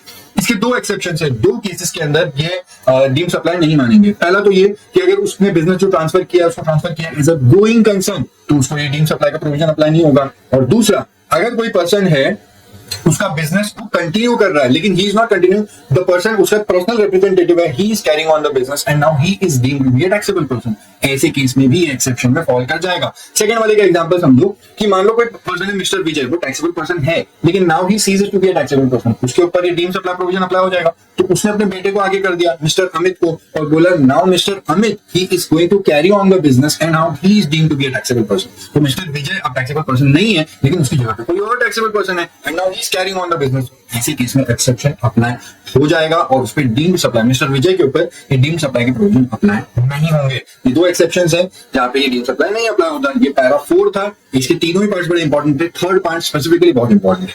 बात करते हैं बाकी दो ही पैरा बचे, तुमको स्क्रीन पर दिख रहा है। पैरा नंबर 5 लंबा सा और उसके बाद में पैरा 6 है। अब पैरा 6 में दो पार्ट्स है और पैरा 7 तो ओमिट हो गया, ठीक है। पैरा 5 और 6 दोनों देखो, ये सब कुछ सप्लाई ऑफ सर्विस है। अब सब कुछ सप्लाई ऑफ सर्विस है। मैं पहले बता देता हूँ कि पैरा 5 का जो बी है ना, 5B मैं तुमको थोड़ा सा लास्ट में कराऊंगा, मतलब शेड्यूल 2 के लास्ट में बाकी सारे प्रोविजन देख लेते हैं। 5A क्या बोलता है, रेंटिंग ऑफ इमोबल प्रॉपर्टी होगा तो सप्लाई ऑफ सर्विस होगा। 5B को छोड़ दो, मैं बताऊंगा तुमको। 5C बोला temporary transfer or permitting the use और enjoyment of intellectual property right, ये सप्लाई ऑफ सर्विस है। उसके बाद 5D बोला development, designing, programming, customisation, adaptation, upgradation, enhancement, implementation of IT software. तो आईटी सॉफ्टवेयर से रिलेटेड ये सारे काम जनरली होते ही है, तो आईटी सॉफ्टवेयर से जो भी काम होगा, इतना समझ लो, जो भी काम उससे रिलेटेड होता है ये सप्लाई ऑफ सर्विस की तरह ही ट्रीट किया जाएगा। उसके बाद 5E जो है agreeing to an obligation to refrain from an act, to tolerate an act of situation or to do an act, ये सप्लाई ऑफ सर्विस है। और 5 का लास्ट वाला जो F है, transfer of right to use any goods for any purpose, ये supply of service होगा। अब तुम्हारा सवाल ये होगा 5E को ग्रीन टू किया, वो एक अमेंडमेंट है। यहाँ पे इस क्लॉज में कोई अमेंड नहीं हुई है, लॉ में, शेड्यूल 2 में, कहीं एक्ट में कुछ अमेंडमेंट नहीं हुई है। देयर इज अ सर्कुलर, और वो सर्कुलर बहुत बड़ा है, करीब 4 पेज का सर्कुलर है। तो ये चैप्टर जब मैं टुवर्ड्स द एंड होगा मेरा, तो वो पूरा खत्म करने के बाद में वो बड़ा सर्कुलर अभी लूंगा 4 पेज का, तो वो लिंक खराब हो जाएगा। तो इसके सर्कुलर को अपन लास्ट में देखेंगे। अग्रीइंग टू एन ऑब्लिगेशन वाला बहुत बड़ा सर्कुलर है, बट इसको क्रिस्प नोट्स बनाया मैंने, तो लास्ट में डिस्कस करेंगे। 5B को पहले 6 करके फिर 5B बताता हूँ तुमको। 6 में दो कॉम्पोजिट सप्लाईज हैं, इन दोनों के केस में ये हमेशा सप्लाई ऑफ सर्विस होगा। एक है वर्क्स कॉन्ट्रैक्ट और दूसरा रेस्टोरेंट एंड आउटडोर कैटरिंग वाली सर्विस। वर्क्स कॉन्ट्रैक्ट की डेफिनेशन नीचे लिखी है, but you do not have to रट्टोफाई। दो बातें समझो, कोई भी कॉन्ट्रैक्ट में अगर वो कंस्ट्रक्शन ऑफ इमूवेबल प्रॉपर्टी का कॉन्ट्रैक्ट है एंड मटेरियल एंड लेबर दोनों सप्लाई किए जाने वाले हैं, तो इसको आप कंस्ट्रक्शन सर्विस नहीं बोलोगे। ऐसे कॉन्ट्रैक्ट्स को हम वर्क्स कॉन्ट्रैक्ट बोलते हैं, जहां पे इमूवेबल प्रॉपर्टी का कॉन्ट्रैक्ट है और मटेरियल एंड लेबर दोनों होने वाला है, तो ये वर्क्स कॉन्ट्रैक्ट की तरह ये इसका नाम होता है वर्क्स कॉन्ट्रैक्ट। और वर्क्स कॉन्ट्रैक्ट हमेशा सप्लाई ऑफ सर्विस होते हैं। उसमें गुड्स का प्रोपोर्शन कितना भी हो, मैं तो कहता हूँ 90% भी अगर गुड्स है और सिर्फ 10% सर्विस है, तो भी हमेशा सप्लाई ऑफ सर्विस ही होगा as per schedule 2 para 6। Restaurant and catering वाली सर्विस, अगर किसी को फूड सर्व किया जा रहा है, फूड बेवरेजेस या फिर any other drink except alcoholic liquor for human consumption, कोई भी सर्व किया जा रहा है एज अ सर्विस, रेस्टोरेंट्स में आपको दिया जाता है एज अ सर्विस, तो ये सारी चीजें रेस्टोरेंट जो सर्विस देता है आपको खाने की, ये सब कुछ सप्लाई ऑफ सर्विस ही होता है। अब 5B की बात करते हैं। मेरे को तुमको 5B इसलिए बताना था, 5B में मैंने डिमार्केशन करके रखी है। There are 2 cases and there are 2 individual cases. पहला केस 1 मैंने एक लाइन का, ये वो construction of a complex building, civil structure और पार्ट देयर ऑफ, बस ये है case 1। This is generally a construction service, मतलब सिर्फ कंस्ट्रक्शन कर रहे हैं, construction of a complex building, civil structure और पार्ट देयर ऑफ, ये सप्लाई ऑफ सर्विस होगा। शेड्यूल 2 का पैरा 5B बोलता है। दूसरा वाला पार्ट जो है, that is construction of a complex building intended for sale to a buyer, ये जनरली सप्लाई ऑफ सर्विस होता है। शेड्यूल 2 पैरा 5B बोलता है कि अगर कोई कंस्ट्रक्शन ऑफ अ कॉम्प्लेक्स और building intended for sale to a buyer, ये वाले केसेस एक सप्लाई ऑफ सर्विस की तरह होंगे। लेकिन इस सेकंड वाले का एक्सेप्शन है। अगर कोई कंस्ट्रक्शन ऑफ अ कॉम्प्लेक्स या बिल्डिंग हो रहा है which is intended for sale to a buyer, और उसकी सेल करवाते वक्त the entire consideration is received after this particular date, that is after issuance of completion certificate or after its first occupation, whichever is earlier, पूरा पैसा बाद में आ रहा है। 1 करोड़ की डील है, पूरा 1 करोड़ बाद में आ रहा है, 1 रुपया भी पहले नहीं आना चाहिए, पूरा बाद में आ रहा है इस डेट के बाद में, तो ये ट्रांजेक्शन को शेड्यूल 2 का पैरा 5B गवर्न नहीं करता। ये बोलता है एक्सेप्ट, इसको छोड़ दो, मैं इसके बारे में कुछ नहीं बोलने वाला हूँ, इसके बारे में मेरा मुंह बंद है, इसके बारे में कुछ नहीं बोल रहा है। अगर construction of a complex building intended for sale to a buyer और मान लो उसका 1 रुपए का भी कंस्ट्रक्शन पहले आ जाता है, ऐसे केसेस सप्लाई ऑफ सर्विस है, ऐसा शेड्यूल 2 का पैरा 5B बोलता है। लेकिन एक्सेप्शन वाले को बोलता है मेरे को नहीं मालूम, इसका मैं कुछ नहीं बोलूंगा, ठीक है। देयर आर 2 केसेस और केस नंबर 2 का एक्सेप्शन है। This you will understand pretty clearly अगर आप ये डायग्राम को एक बार देखोगे। इसको देखो, यहाँ पे 2 केसेस मैंने डाल दिए हैं। केस 1 प्योरली कोई एक्सेप्शन अप्लाई नहीं होगा और वो construction of service, supply of service है, ऐसा शेड्यूल 2 का पैरा 5B बोलता है। लेकिन केस 2 के अंदर एक्सेप्शन हो जाता है। केस 2 के अंदर construction of a complex building intended for sale to a buyer, ये सप्लाई ऑफ सर्विस है, एक्सेप्ट 1 केस, उसके लिए शेड्यूल 2 कुछ नहीं बोलता, शेड्यूल 2 5B कुछ नहीं बोलता। More clarity on this, now you can see there are 3 concepts. अब 1 और 2 तो मैंने अलग कर ही दिया, जो तुमको पता है 5B बोलता है शेड्यूल 2 का 5B नहीं, लेकिन थर्ड वाले को शेड्यूल 2 कुछ नहीं बोल रहा। शेड्यूल 2 का para 5B is not governing. Supply of goods है क्या पता नहीं, सप्लाई ऑफ सर्विस है क्या पता नहीं। इसको मैं कनेक्ट कराऊंगा शेड्यूल 3 में। जब हम लोग शेड्यूल 3 का पैरा 5 बात करेंगे तब मैं आपको इसको कनेक्ट करवा दूंगा। अभी के लिए तुम्हारा फिलहाल खत्म हो चुका है पूरा सेक्शन 7.1। अब इसके बाद हम लोग देखेंगे सेक्शन 7.2। नेक्स्ट कॉन्सेप्ट है नॉन सप्लाईज अंडर जीएसटी। ये है सेक्शन 7.2। इसके अंदर 7.2A है, 7.2B है, शेड्यूल 3 है, रिलेवेंट सर्कुलर्स है और 2 सर्कुलर है जो हम लोग यहीं पे करने वाले हैं। अब एक बात समझना, non supplies under GST section 7.1 बोलता है ये वाली सप्लाईज होगी अंडर जीएसटी। सेक्शन 7.1A बोलता है क्लासिफिकेशन ऑफ सप्लाई, लेकिन सेक्शन 7.2 बोलता है नॉन सप्लाईज अंडर जीएसटी। 7.2 के अंदर जो भी ट्रांजेक्शन है, एक्टिविटीज है, वो सप्लाई नहीं माना जाएगा। जाके फटाफट से देखते हैं 7.2 को रिवाइज करते हैं। नेक्स्ट सेक्शन है 7.2, ये है non supplies under GST. This is also called as negative list. ये सेक्शन बोलता है non supplies under GST following transaction जो 7.2 के अंदर लिखे हैं ये सप्लाई ही नहीं है, neither supply of goods not supply of service, GST के स्कोप से बाहर है। And 7.2 starts with notwithstanding anything contained in 7.1। 7.1 क्या बोलता है, सप्लाईज अंडर जीएसटी। अरे घर में क्या टेल लेने का 7.1 से कोई फर्क नहीं पड़ता। 7.1A, AA, B, C सब टेल लेने गए। वो लोग बोलते हैं सप्लाई रहने दो, उससे कोई फर्क नहीं पड़ता। 7.2 इज ओपी। 7.2 का नॉटविथस्टैंडिंग वाला जो पावर है वो उसको सुपीरियर बना देता है। 7.1 जो भी बोलेगा उसके सामने नहीं चलेगी, 7.2 जो बोलेगा वो ही चलेगी। 7.2A भी यही बोलता है नॉटविथस्टैंडिंग, और 7.2B भी यही बोलता है नॉटविथस्टैंडिंग एनीथिंग कंटेन्ड इन 7.1। तो 7.1 उससे छोटा हो गया। अब 7.2 में क्या बोला, 7.2 का A बोलता है कि जो भी एक्टिविटी और ट्रांजेक्शन जो शेड्यूल 3 के अंदर लिखी है वो एक्टिविटी और ट्रांजेक्शन सप्लाई ही नहीं है, neither supply of goods not supply of services.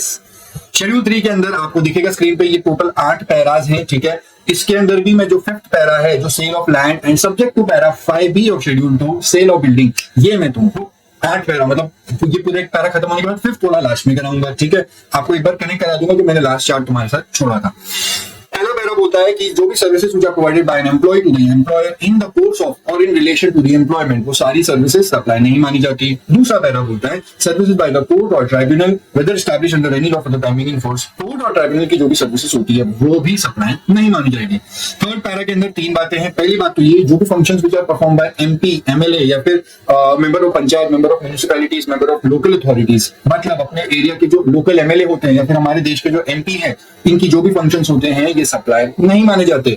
Third वाले पैरा का सेकंड पार्ट, बी वाला पार्ट बोलता है duties perform by any person who is holding any post which is in pursuance of constitution of India, वो सारी चीजें जो है उनकी जो भी ड्यूटीज है वो सप्लाई नहीं मानी जाएगी। For example constitution of India के तहत जो पोस्ट निकलती है, भारत का गणराज्य कॉन्स्टिट्यूशन ऑफ इंडिया, उसके तहत पोस्ट निकलती है एक प्राइम मिनिस्टर की पोस्ट, प्रेसिडेंट की post, attorney general of post.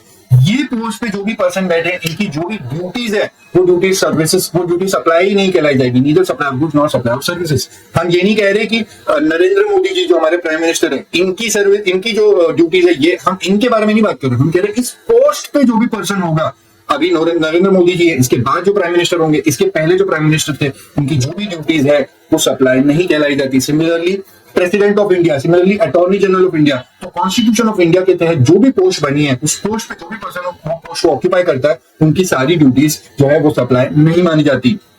Para 3 का जो सी वाला पार्ट है वो बोलता है duties perform by any person who is a chairperson, member or director of a body which is established by central government, state government or a local authority. अब इसको ऐसे समझो, सेंट्रल गवर्नमेंट, स्टेट गवर्नमेंट या फिर local authority ने कोई body बनाई है, उस बॉडी के अंदर कोई चेयरपर्सन होगा, कोई मेंबर होगा, कोई डायरेक्टर होगा। ये चेयरपर्सन, ये मेंबर, ये डायरेक्टर जब कोई भी ड्यूटीज परफॉर्म करेंगे ये सप्लाई नहीं होगा। सेंट्रल गवर्नमेंट की एक बॉडी है मिनिस्ट्री ऑफ सिविल एविएशन के अंदर airport authority of India, similarly ministry of labour affairs के अंदर ईपीएफओ है, एम्प्लॉइज प्रोविडेंट फंड ऑर्गेनाइजेशन। तो ये 2-3 एग्जांपल्स हैं, ऐसे आपको बहुत सारे एग्जांपल मिल जाएंगे। ये जो गवर्नमेंट की बॉडी होती है इसमें जो चेयरपर्सन है, मेंबर है, डायरेक्टर है, इनकी जो भी ड्यूटीज होती है ये सर्विस ये सप्लाई नहीं मानी जाएगी शेड्यूल 3 के पैरा 3 के हिसाब से, ठीक है।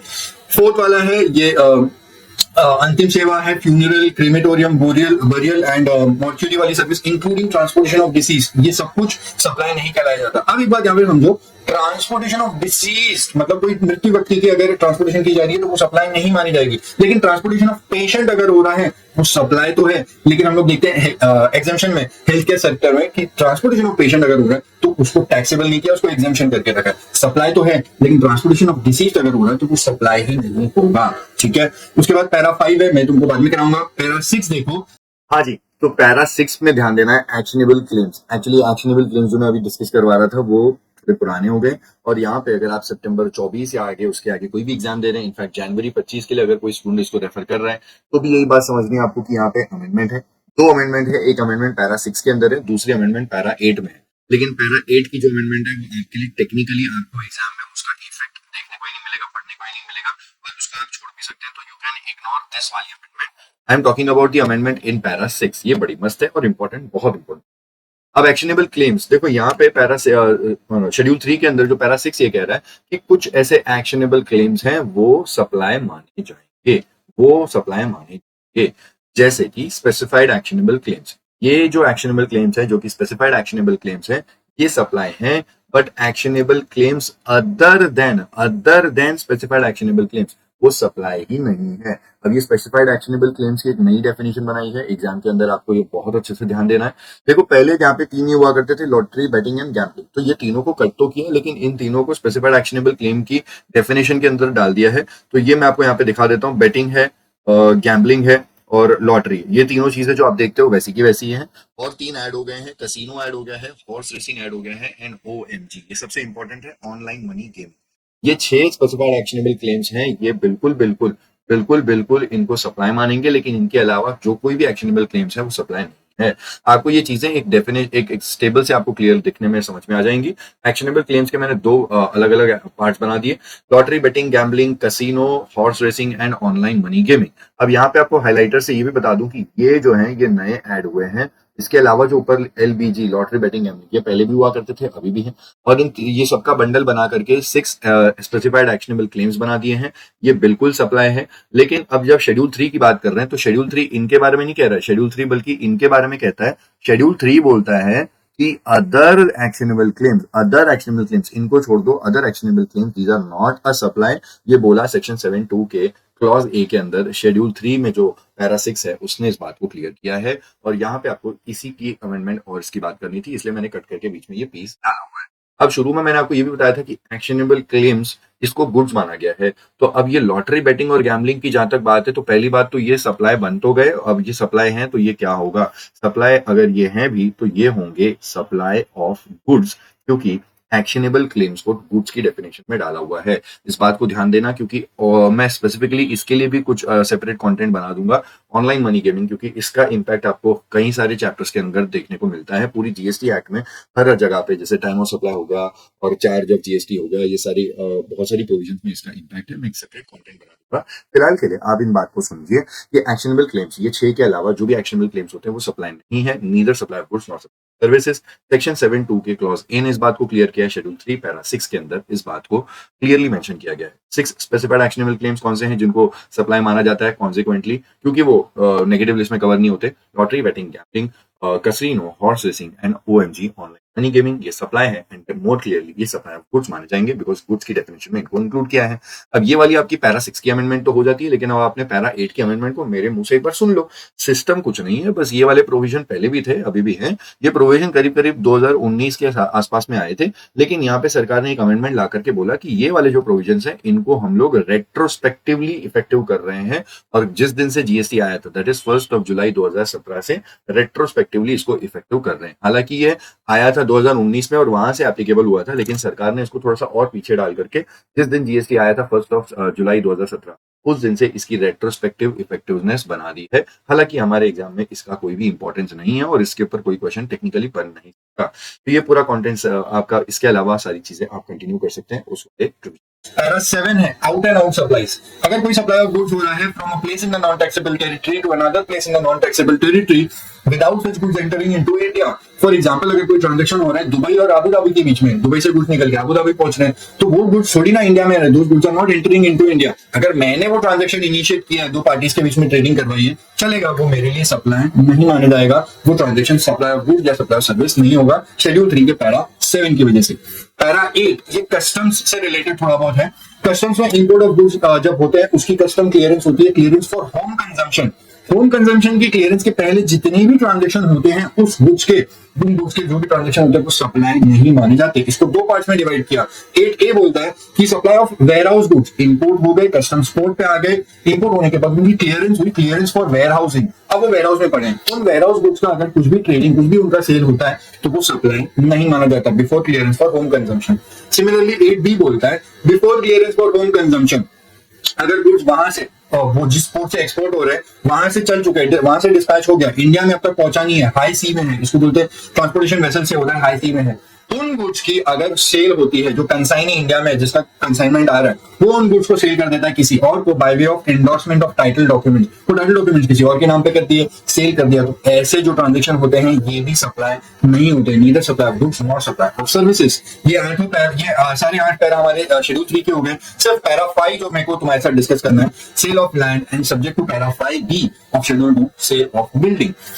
इसको ऐसे देखो, आप स्क्रीन पे देखो, सेल ऑफ लैंड ये तो clearly it is not a supply as per schedule 3 of para 5, लेकिन सेल ऑफ बिल्डिंग इन्होंने बोला था as per subject to schedule 2 para 5B, मतलब शेड्यूल 2 पैरा 5B जिसको गवर्न नहीं करता उस एक्सेप्शन वाले केस को वो शेड्यूल 2 का पैरा 5B हाथ नहीं लगा। तो मैं नहीं बोलूंगा सप्लाई ऑफ गुड्स है कि सप्लाई ऑफ सर्विस है, मैं कुछ नहीं बोलूंगा। तो जिसपे शेड्यूल 2 पैरा 5B चुप बैठा है वो वाला ट्रांजैक्शन खींच के इधर लाया और वो वाले ट्रांजैक्शन को बोला कि this transaction is not supply, neither supply of goods not supply of services. मैंने उधर लिखा भी है, वो बड़े वाले ऑरेंज के नीचे छोटा सा ऑरेंज है, not governed bye schedule 2 para 5B। जो शेड्यूल 2 का पैरा 5B गवर्न नहीं करता उसको ट्रांजैक्शन को यहाँ पे हम बोलेंगे कि भाई ये शेड्यूल 3 में आ जाएगा, and this is not supply, neither supply of goods not supply of services. कौन सा केस?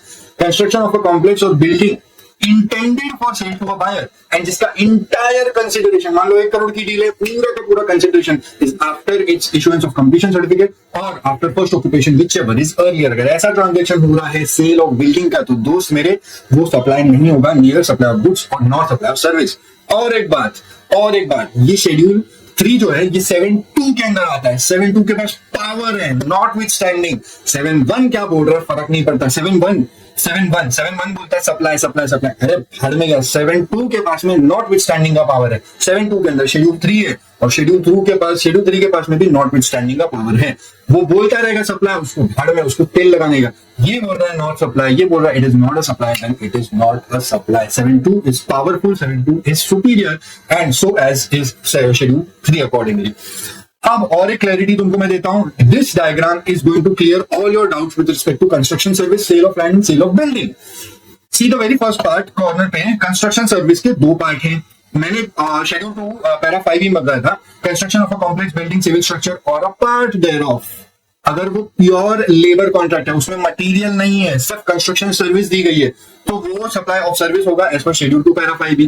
लेकिन अगर वो वर्क्स कॉन्ट्रैक्ट है जिसने हमको ये कंस्ट्रक्शन की सर्विस दी है, उसने माल भी दिया, मटेरियल भी दिया, और construction of a complex building ये तो इमूवेबल प्रॉपर्टी है, तो उसने मटेरियल भी दिया, माल भी दिया और कंस्ट्रक्शन ऑफ इमूवेबल प्रॉपर्टी है, तो वर्क्स कॉन्ट्रैक्ट होगा। और वर्क्स कॉन्ट्रैक्ट के लिए सप्लाई ऑफ सर्विस तो है, लेकिन बोलता कौन है? वो शेड्यूल 2 का पैरा 6 बोलता है कि वर्क्स कॉन्ट्रैक्ट अगर है तो वो सप्लाई ऑफ सर्विस होगा। सेल ऑफ लैंड अगर हो रही है, उस पर कोई बिल्डिंग कुछ नहीं बनाया, सेल क्लियर, सिर्फ प्लेन लैंड अगर सेल कर रहे हैं तो वो transaction it is not a supply. कौन बोला? शेड्यूल 3 का पैरा 5 बोला। अब सेल ऑफ बिल्डिंग जो लास्ट कैटेगरी है, इसमें हम वो वाली बिल्डिंग की बात कर रहे हैं, that is construction of a building which is intended for sale to a buyer. वो वाली बिल्डिंग में एक्सेप्शनल वाला केस इधर आ जाएगा जो हमने अभी देखा, अपना ऑरेंज वाला, that is construction of a building intended for sale to a buyer where entire consideration is received after issuance of condition certificate or first occupation whichever is earlier. ये इसको तो गवर्न करता ही नहीं है शेड्यूल 2 का para 5B, तो इसके लिए शेड्यूल 3 बोलता है this is not a supply. और फिर वो वाली construction of a complex which is intended for sale to a buyer, जहां पे कंसीडरेशन थोड़ा बहुत आ जाता है, इस डेट के पहले 1 रुपए का भी कंसीडरेशन आ गया, तो ऐसे केस में this will be treated as a supply of service. और इसको कौन गवर्न करता है? इसको गवर्न करता है शेड्यूल 2 का para 5B। I hope you are clear with all the schedules, I hope you are clear all with your doubts. ठीक है, ब्लू वाले बादल जो बनाए हैं वो सप्लाई और सर्विस है, ऑरेंज वाला बादल जो है वो सप्लाई नहीं है, उसको शेड्यूल 3 बोल देता है, not a supply. So this was our entire discussion. अब जाते हैं सेक्शन 7.2 के पैरा बी पे। ठीक है, ये 7.2 ए हो गया, अब 7.2 का बी देखो। नेक्स्ट है सेक्शन 7.2b और इसके भी ओपनिंग वर्ड्स हैं notwithstanding anything contained in section 7.1 till देने का सेक्शन 7.1। 7.2b बोलता है following activities and transactions which are notified, जहां पे central government, state government and local authority are involved or engaged as public authorities shall neither be treated as supply of goods not treated as supply of services. यहाँ पे दो activities notify की है जहां पे government एक public authority की तरह एंगेज होती है। पहली वाली activity that is activity in relation to municipality और पंचायत फंक्शंस। पंचायत के फंक्शंस लिखे हुए article 243G of the constitution of India, and दूसरा म्यूनिसिपैलिटी के फंक्शंस लिखे हुए article 243W of the constitution of India.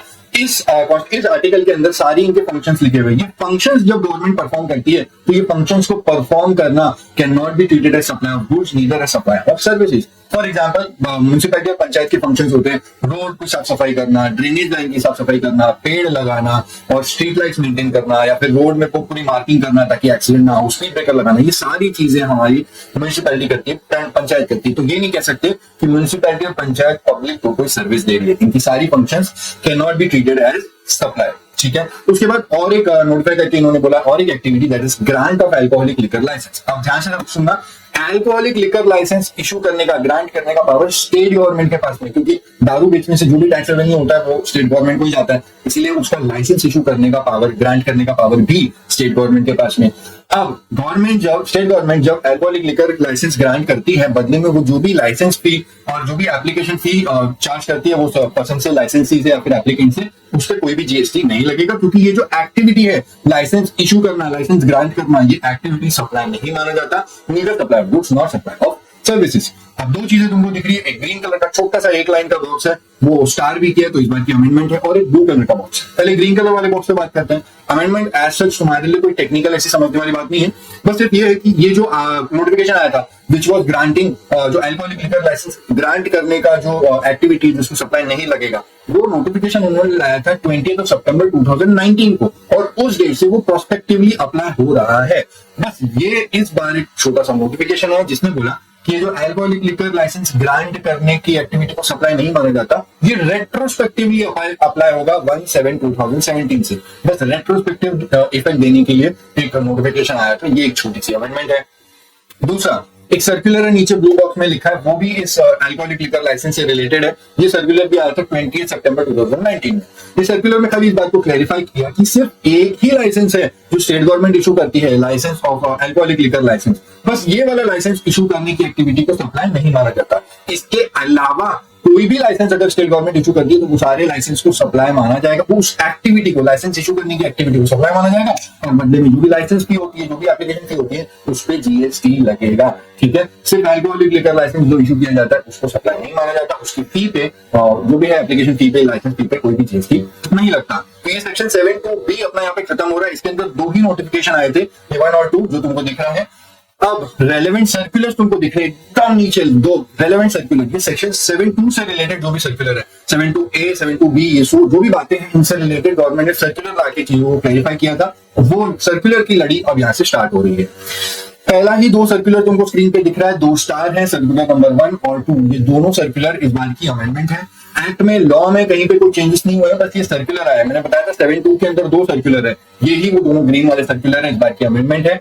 पहले अपन देख रहे हैं सर्कुलर नंबर 2। सर्कुलर नंबर 2 में बोला कि whether sale of land after levelling, laying down of drainage line etcetera is taxable under GST.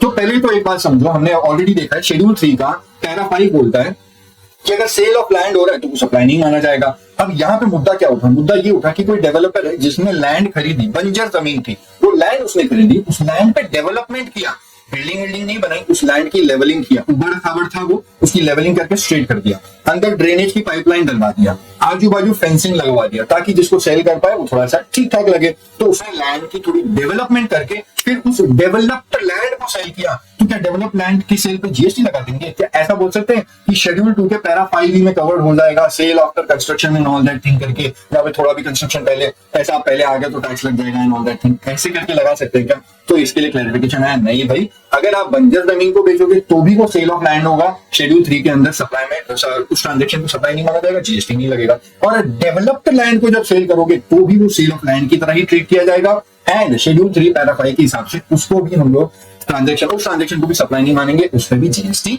नहीं लगेगा।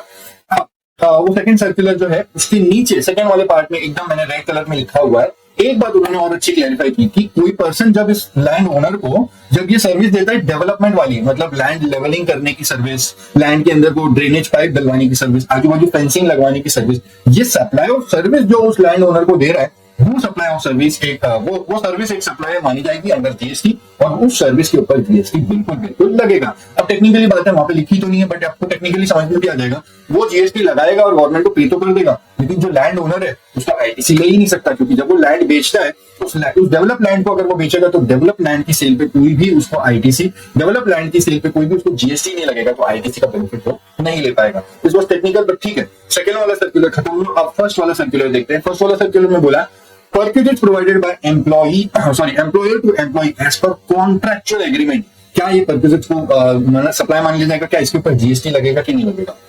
ओके जी, तो आप इसको इस डायग्राम से भी समझ सकते हैं कि एम्प्लॉयर एम्प्लॉय वाली बातें मैं आपको अभी क्लियर कर देता हूं। ये एक एम्प्लॉय है, एम्प्लॉयर को सर्विस दे रहा है, आप येलो वाली लाइन पे फोकस कीजिए। ये एम्प्लॉय जब एम्प्लॉयर को सर्विस दे रहा है, ये सर्विस दे रहा है under the employment contract, employee giving services to the employer in the course of employment.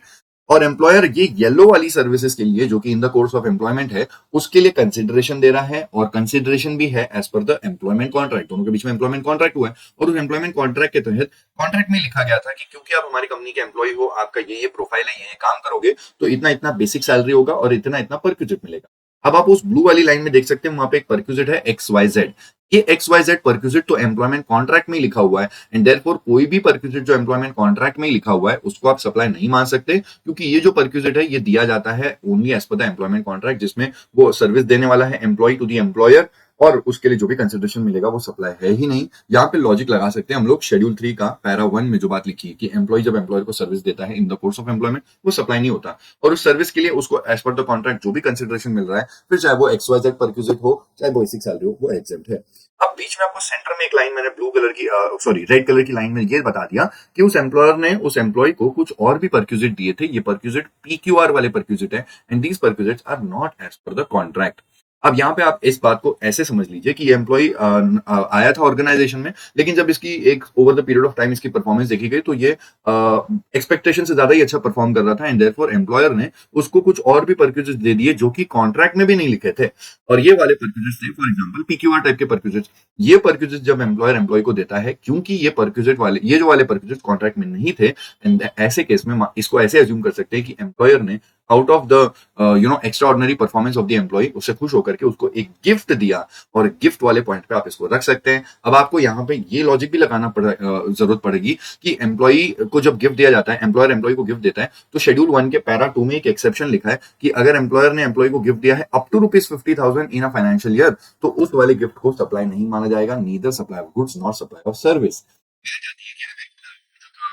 की वैल्यू है 50,000 से ऊपर हुई तो क्या हुआ? ऐसे वाले परक्यूजिट जो कि कॉन्ट्रैक्ट में नहीं लिखे थे, जो कि PQR वाले, तो ऐसा फिर वो गिफ्ट तो है, और क्योंकि गिफ्ट 50,000 के ऊपर का होता है तो वो सप्लाई माना जाता है। और ध्यान रहे, ऐसे केस में अगर वैल्यू 50,000 से ऊपर चली जाती है तो फिर वो पूरा ही अमाउंट जो होता है वो ऐसे वाले परक्यूजिट अज्यूम करते हैं कि ये PQR परक्यूजिट की वैल्यू आती है 80,000, तो पूरा 80,000 सप्लाई मान लिया जाएगा एम्प्लॉयर के लिए। ठीक है, इस बात को आगे और क्लियर करने के लिए आप यहाँ पे देख सकते हैं, ये फाइनल डायग्राम में आपको समझ में आ जाएगा। ग्रीन वाले साइड पे जो मैंने लिखा हुआ है वो परक्यूजिट XYZ वाले हैं जो कि कॉन्ट्रैक्ट में लिखे हुए थे, और अगर एम्प्लॉयमेंट कॉन्ट्रैक्ट में जो परक्यूजिट लिखे थे वो वाले एम्प्लॉय को दिए तो वो सप्लाई है ही नहीं, neither supply of goods not supply of services as per the logic of schedule 3 para 1। But on the other hand कुछ ऐसे परक्यूजिट्स हैं जो कि PQR टाइप के परक्यूजिट जो कि एम्प्लॉयमेंट कॉन्ट्रैक्ट में नहीं थे, और अगर इनकी वैल्यू 50,000 से ज्यादा की है इन द फाइनेंशियल ईयर, तो फिर ऐसे केस में ये वाले परक्यूजिट्स फुल्ली सप्लाई मान लिए जाएंगे एम्प्लॉयर कंपनी के लिए। ठीक है, this was it for the perquisites वाला discussion. These are the two circulars जो तुम्हारे सेक्शन 7.2 से रिलेटेड है, ये बता दिया। एक बड़ा वाला सर्कुलर है चैप्टर के एंड में आएगा, ठीक है। Moving on, we have another circular to discuss. Circular number 3 दिख रहा है तुमको, ग्रीन कलर के शेडेड में लिखा हुआ है मैंने, लेविबिलिटी ऑफ जीएसटी ऑन अमाउंट्स और fees which is charge by CDRC, consumer dispute redressal commission. एक बार के लिए याद करो, शेड्यूल 3 में पैरा 2 में लिखा था, सर्विसेज बाय कोर्ट और tribunal shall not be treated as neither a supplier goods nor a supplier of services. लेकिन CDRC, consumer dispute redressal commission, ये कोर्ट भी नहीं है, ये ट्राइब्यूनल भी नहीं है। तो सीडीआरसी जब भी कोई फीस चार्ज करेगा लिटिगेंट से, क्या उस फीस पे जीएसटी लगेगा? Answer is yes, definitely GST लगेगा, क्योंकि कोर्ट और ट्राइब्यूनल जब सर्विस देगा तब नहीं होता ना सप्लाई, सीडीआरसी पे लगेगा। लग रहा था, लेकिन सर्कुलर लाके इन्होंने क्लैरिफाई किया, बोला कि सीडीआरसी भले ही कोर्ट भी नहीं है, ट्राइब्यूनल भी नहीं है, लेकिन सीडीआरसी की जो कैरेक्टरिस्टिक्स है, जो फंक्शंस है, वो एक ट्राइब्यूनल की तरह ही है। Tribunal is actually set up under article 323 of constitution of India, वो एक्चुअली सेटअप होता है as per constitution of India. लेकिन सीडीआरसी कोई आर्टिकल 323 के तहत सेटअप नहीं हुआ है, लेकिन उसकी कैरेक्टरिस्टिक्स ट्राइब्यूनल की तरह, उसके सारे फंक्शंस ट्राइब्यूनल की तरह है। इसलिए इन्होंने क्लियरली बोला नहीं, सीडीआरसी अगर अपने लिटिगेंट से कोई फीस चार्ज करता है या फिर उनके ऊपर कोई पेनल्टी इंपोज करता है और वो पेनल्टी का अमाउंट वो लेता है, तो उस पर कोई भी जीएसटी नहीं लगेगा। ये क्लियर कर दिया एक सर्कुलर से। Then we have another circular जो बात करता है डायरेक्टर रेम्यूनरेशन। खतरनाक है, levy of GST on directors remuneration. Please pay full attention on this point. Now पहले इन्होंने एक ही डायरेक्टर की बात कर रहा हूं, मैंने रेड कलर के बॉक्स में लिखा हुआ है, दैट इज इंडिपेंडेंट डायरेक्टर। अगर कोई इंडिपेंडेंट डायरेक्टर जो कंपनी का एम्प्लॉय नहीं है, ठीक है, इंडिपेंडेंट डायरेक्टर कंपनी का एम्प्लॉय नहीं है, ये है डायरेक्टर, ये है कंपनी। डायरेक्टर ने कंपनी को सर्विस दी, ये एम्प्लॉय नहीं है, जो सर्विस दी, those services are not in terms of an employee, मतलब not in relation to employer employee relationship, ठीक है, वो शेड्यूल 3 के पैरा 1 में नहीं आता। ऐसे केस में जो भी सर्विस देगा कंपनी को, वो सर्विस टैक्सेबल होगी, सप्लाई मानी जाएगी।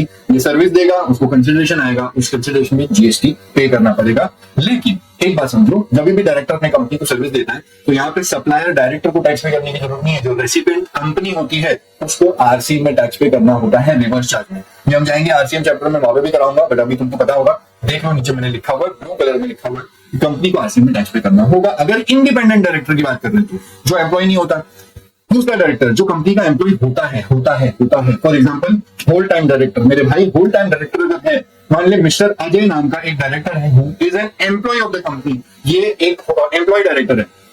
अब ये एम्प्लॉय डायरेक्टर मिस्टर अजय अपनी कंपनी को दो तरीके की सर्विस देता है। एक सर्विस होती है in relation to employment, employee employer relationship में वो सर्विस देता है, और यही मिस्टर अजय ये और एक टाइप की सर्विस देता है, which is not as per the employee employer relationship, ठीक है। There are two types of contract. एक होता है कॉन्ट्रैक्ट ऑफ सर्विस, जब कंपनी अपनी ही एम्प्लॉय के साथ में कोई कॉन्ट्रैक्ट करती है, वो कॉन्ट्रैक्ट होता है कॉन्ट्रैक्ट ऑफ सर्विस का।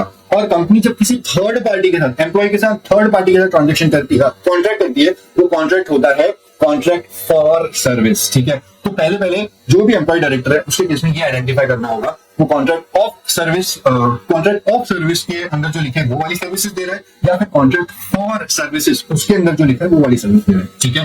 नाउ हम लोग एक एक करके एनालाइज करते हैं। पहला वाला ये आइडेंटिफाई करना कि कॉन्ट्रैक्ट ऑफ सर्विस है, वो वाली सर्विसेज दी है, मतलब एम्प्लॉयर एम्प्लॉय रिलेशनशिप वाली सर्विस दी है क्या, पहला इंडिकेशन।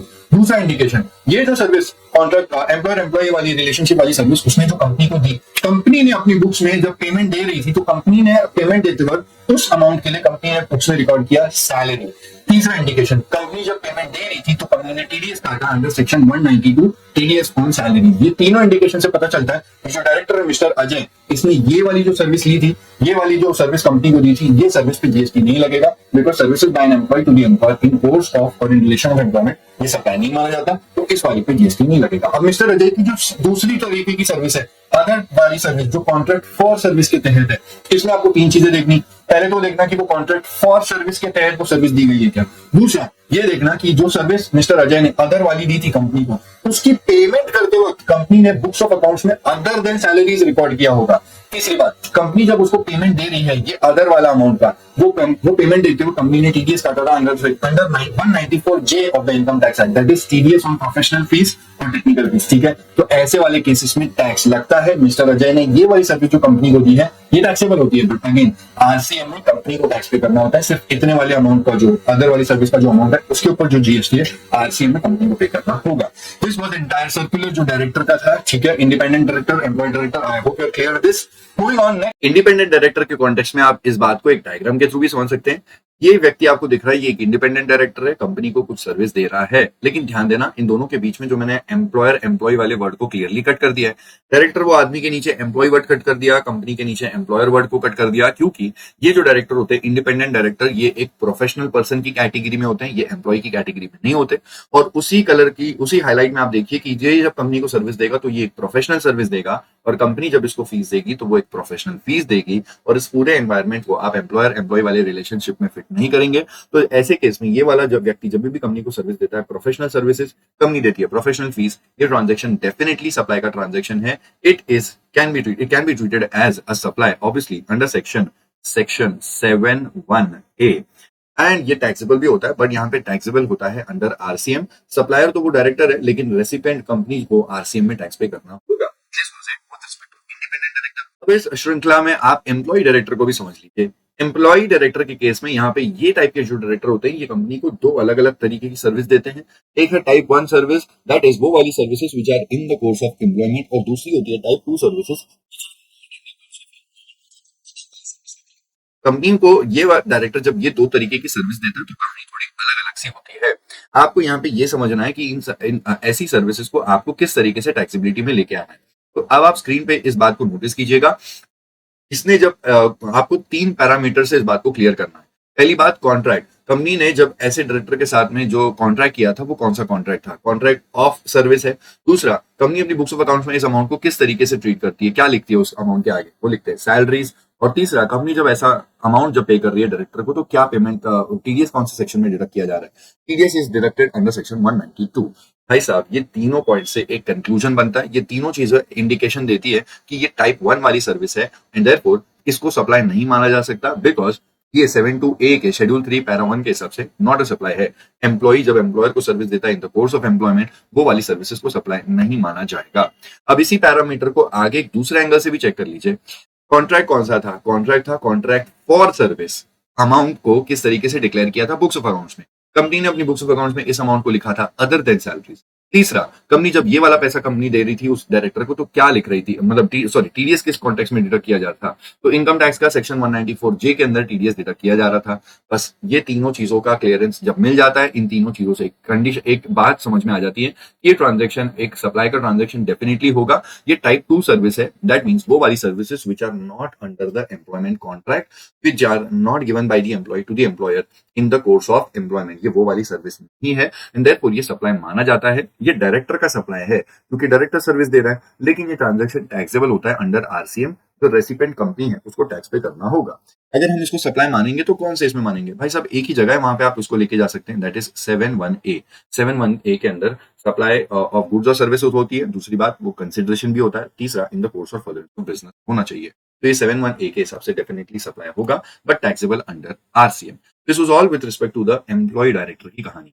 अब आप इस डेटा को स्क्रीन से देख सकते हैं, यहाँ पे आपको बस मेरी आवाज सुनाई देगी बिकॉज मैंने वो हटा दिया वहां से मेरा वाला कॉन्टेक्स्ट। अब आप यहाँ पे देख लीजिए कैरेक्टर्स की सर्विस की। जहां तक मैं आपसे बात करूं तो दो कैटेगरीज में मैंने बांट दिया, हालांकि पूरा समझा चुका हूँ, फटाफट से इसको स्कैन कर लेते हैं। डायरेक्टर जो कंपनी का एम्प्लॉय नहीं है, वो कंपनी को कोई सर्विस दे रहा है, और ये इंडिपेंडेंट डायरेक्टर वाली कैटेगरी है, और ये कंपनी को सर्विस दे रहा है प्रोफेशनल सर्विसेज, बदले में कंपनी उसको प्रोफेशनल फीस देने वाली है जिसका अमाउंट है ₹2 लाख। क्या ये सप्लाई माना जाएगा? Answer is yes. ये सप्लाई है 7(1)(a) के हिसाब से। ये डायरेक्टर का सप्लाई है ₹2 लाख का, लेकिन टैक्सेबल है अंडर आरसीएम। नीचे आ जाइए, आप दूसरे वाले रोमन नंबर 2 में देखेंगे तो ये डायरेक्टर वो है जो कि कंपनी का एम्प्लॉय है। अब ये डायरेक्टर दो तरीके की सर्विस देता है, एक है service in the course of employment जिसके लिए अमाउंट आपको दिख रहा है 1,30,000, और दूसरा अदर सर्विसेज है which are not in the course of employment जिसकी अमाउंट है ₹70,000। कंपनी इस दोनों अमाउंट को किस तरीके से अपने पॉइंट पे चेक करती है? 1,30,000 वाले अमाउंट के लिए वो सप्लाई ही नहीं है, नॉट अ सप्लाई, शेड्यूल 3 के पैरा 1 के हिसाब से, बिकॉज एम्प्लॉय जब एम्प्लॉयर को सर्विस देता है इन द कोर्स ऑफ एम्प्लॉयमेंट वो सप्लाई नहीं होता। और दूसरा, वो जो ₹70,000 वाला अमाउंट है जो कि अदर सर्विसेज के लिए है, वो सप्लाई माना जाता है 7(1)(a) के हिसाब से। लेकिन ध्यान देना, यहाँ पे सप्लाई ये डायरेक्टर का होगा क्योंकि डायरेक्टर ये सर्विस दे रहा है। तो ₹70,000 की सप्लाई डायरेक्टर की है, लेकिन कंपनी के लिए ये टैक्सेबल होता है अंडर आरसीएम। इस बात को यहाँ पे इंडिपेंडेंट डायरेक्टर से आपको बस मैंने थोड़ा सा एडिशनल पॉइंट ये किया कि मैंने कंपनी के नीचे एक एरो बना करके दिखा दिया कि कंसिडरेशन जब दिया जाता है तो 194(j) के अंदर टीडीएस डिडक्ट किया जाएगा। इससे थोड़ा सा हिंट मिल जाता है, और सिटिंग फीस का भी अमाउंट मोस्ट केसेस में इसी में यहीं पे कवर होता है। जब बात करूं एम्प्लॉय डायरेक्टर की, स्क्रीन के आगे जाते हुए आपको और एक बात देखने को मिल रही है। अब मैंने यहाँ पे थोड़ा सा फर्क भी ये किया है कि कंपनी पेमेंट करते हुए क्या कर रही है उस पर ध्यान देना। कंपनी वो 1,30,000 का जो अमाउंट दे रही है उसमें कंपनी पेमेंट देते वक्त टीडीएस डिडक्ट कर रही है 192 के अंदर, जो कि सैलरीज वाला इनकम टैक्स के अंदर सैलरीज का टीडीएस इसी सेक्शन के अंदर होता है 192 के अंदर। और 70,000 रुपए की पेमेंट देते हुए कंपनी टीडीएस डिडक्ट करती है इनकम टैक्स के सेक्शन 190 ए में, दैट इज प्रोफेशनल फीस वगैरह के लिए जो टीडीएस का सेक्शन है 194 जे। तो ये यहां से आपको क्लियर इंडिकेशन मिल जाता है। हालांकि सारी चीजें जा चुका हूं, बस लास्ट में इस बात का ध्यान देना कि जो सिटिंग फीस होती है वो यहाँ पे थर्ड वाले पॉइंट में आएगी। मतलब वो 70,000 रुपए वाला जो अमाउंट है जो कि सप्लाई माना जाता है, ये सिटिंग फीस को जो कंपनी देती है 194 जे में टीडीएस डिडक्ट करती है। और ये सिटिंग फीस का अमाउंट डायरेक्टर के लिए सप्लाई होता है और ये टैक्सेबल भी है, but taxable under RCM, company इस पे टैक्स पे करती है। ये पूरा डिस्कशन फाइनली यहीं पे खत्म होता है। अब आगे बढ़ते हैं। Moving on, next circular we have last 7.2 का वाला येलो वाला देखो, interstate movement of various mode of conveyance. ठीक है, अब मान लो कि एक मुंबई में एक ब्रांच है और गुजरात में एक ब्रांच है, एक ही टाइम पे दो अलग अलग जीएसटी रजिस्ट्रेशन है, इनको डिस्टिंक्ट पर्सन बोला जाता है। अब यहाँ पे इशू क्या हो रहा था? इशू ये हो रहा था कि मुंबई ब्रांच से गुजरात ब्रांच के बीच में एक बस मूवमेंट होके गुजरात पे गई, फिर मुंबई से एक ट्रक मूव होके गुजरात गई, फिर मुंबई से एक वेसल जेएनपीटी पोर्ट मुंबई से निकल के वो वेसल गुजरात के मुंद्रा पोर्ट पे जाता है। तो क्या ये माना जाएगा कि मुंबई ब्रांच ने गुजरात ब्रांच को पूरी की पूरी बस दे दी, पूरी की पूरी ट्रक दे दी, पूरा वेसल दे दिया? यहाँ पे क्या बस की वैल्यू पे क्या सप्लाई मान लिया जाएगा और क्या मुंबई को उसको टैक्स पे करना पड़ेगा? क्या वेसल को सप्लाई मान लिया जाएगा कि मुंबई ब्रांच ने गुजरात को वेसल दे दिया और क्या सप्लाई मान के क्या वेसल की वैल्यू पे टैक्स पे करना पड़ेगा? तो क्लैरिफिकेशन आया, बोला कि अगर जो इंटरस्टेट मूवमेंट हो रहा है तो मूवमेंट को सप्लाई नहीं मानेंगे। Movement is not equal to supply. अगर मुंबई से गुजरात के बीच में जो मूवमेंट हो रहा है वो सिर्फ बस का मूवमेंट है, पैसेंजर जा रहे हैं, वहां पे अनलोड किया, बस वापस आ गई मुंबई के पास, फिर वापस ट्रक गई गुड्स लेकर के, गुड्स अनलोड हुए, ट्रक वापस आ गई, वेसल के अंदर गुड्स लोड करके जेएनपीटी से मुंद्रा पोर्ट गुजरात में गए, गुड्स अनलोड हो गए, वहां से वेसल वापस आ गया। So this is just movement, this is can not be called as supply. तो अगर खाली इंटरस्टेट मूवमेंट हो रही है तो उसको सप्लाई नहीं मानेंगे, उस पर टैक्स नहीं लगाएंगे। बट उसके दो एक्सेप्शन है, नीचे ऑरेंज हाईलाइटेड बॉक्स में लिखे। एक्सेप्शन नंबर 1, अगर मुंबई ब्रांच ने गुजरात ब्रांच को जो ट्रक का मूवमेंट किया, ट्रक या जो भी मोड ऑफ कन्वेंस का मूवमेंट किया, वहां से वो ट्रक को गुजरात ब्रांच फर्दर सप्लाई करने वाला है, गुजरात ब्रांच उस ट्रक को ही वहां से आगे फर्दर सप्लाई करने वाला है। तो बोला अगर वहां से वो मोड ऑफ कन्वेंस ही आगे सप्लाई होने वाला है तो मुंबई और गुजरात के बीच में जो मूवमेंट हुआ ना, उस मूवमेंट को भी हम सप्लाई मान लेंगे और ट्रक की वैल्यू पे अब मुंबई ब्रांच को टैक्स पे करना होगा। क्योंकि एक डिस्टिंक्ट पर्सन दूसरे डिस्टिंक्ट पर्सन के साथ में कोई बिजनेस ट्रांजेक्शन करता है, इवन विदाउट कंसिडरेशन होगा तो 7(1) में टैक्सेबल होगा और कंसिडरेशन वाला होगा 7(1) में टैक्सेबल होगा। This was the first exception. Second exception, अगर मुंबई से गुजरात के बीच में जो ट्रक गई और गुजरात पहुंच के वहां पे उस ट्रक का कुछ रिपेयर्स हुआ और वो ट्रक वापस आ गए, तो ऐसे केस में ट्रक की मूवमेंट पे टैक्स नहीं लगाएंगे, लेकिन जो रिपेयर्स का अमाउंट है उस रिपेयर्स के अमाउंट पे टैक्स लगाया जाएगा। ठीक है, these were the two exceptions जो फिफ्थ वाले सर्कुलर से रिलेटेड है। सिमिलर लाइन पे और एक सर्कुलर आया, circular number 6, interstate movement of rigs, tools and spares and goods on wheels. ये सिमिलर सर्कुलर है, आप एक बार रीड करोगे आपको समझ में आ जाएगा, कोई चेंज नहीं, डिट्टो डिट्टो। ठीक है, नाउ यहाँ पे 7(2) खत्म हुआ, 7(3) तुम्हारे काम का नहीं है, उसको कट कर दो क्योंकि इसमें नोटिफिकेशन लाने का पावर है, गवर्नमेंट नोटिफिकेशन लाई नहीं है तो ये तुम्हारे एग्जाम में नहीं आएगा, कट कर दो। Next will move on to section 8 और चैप्टर खत्म। नेक्स्ट है section 8 and this is composite supply versus mix supply. Section 8A है कंपोजिट सप्लाई के बारे में। यहाँ पे पहले कंपोजिट सप्लाई की डेफिनेशन है और प्रिंसिपल सप्लाई की डेफिनेशन है। कंपोजिट सप्लाई मतलब वो वाला सप्लाई जहां पे 2 और more taxable supplies are involved. दूसरी बात, those are naturally bundled in the ordinary course of business and are supplied in conjunction with each other.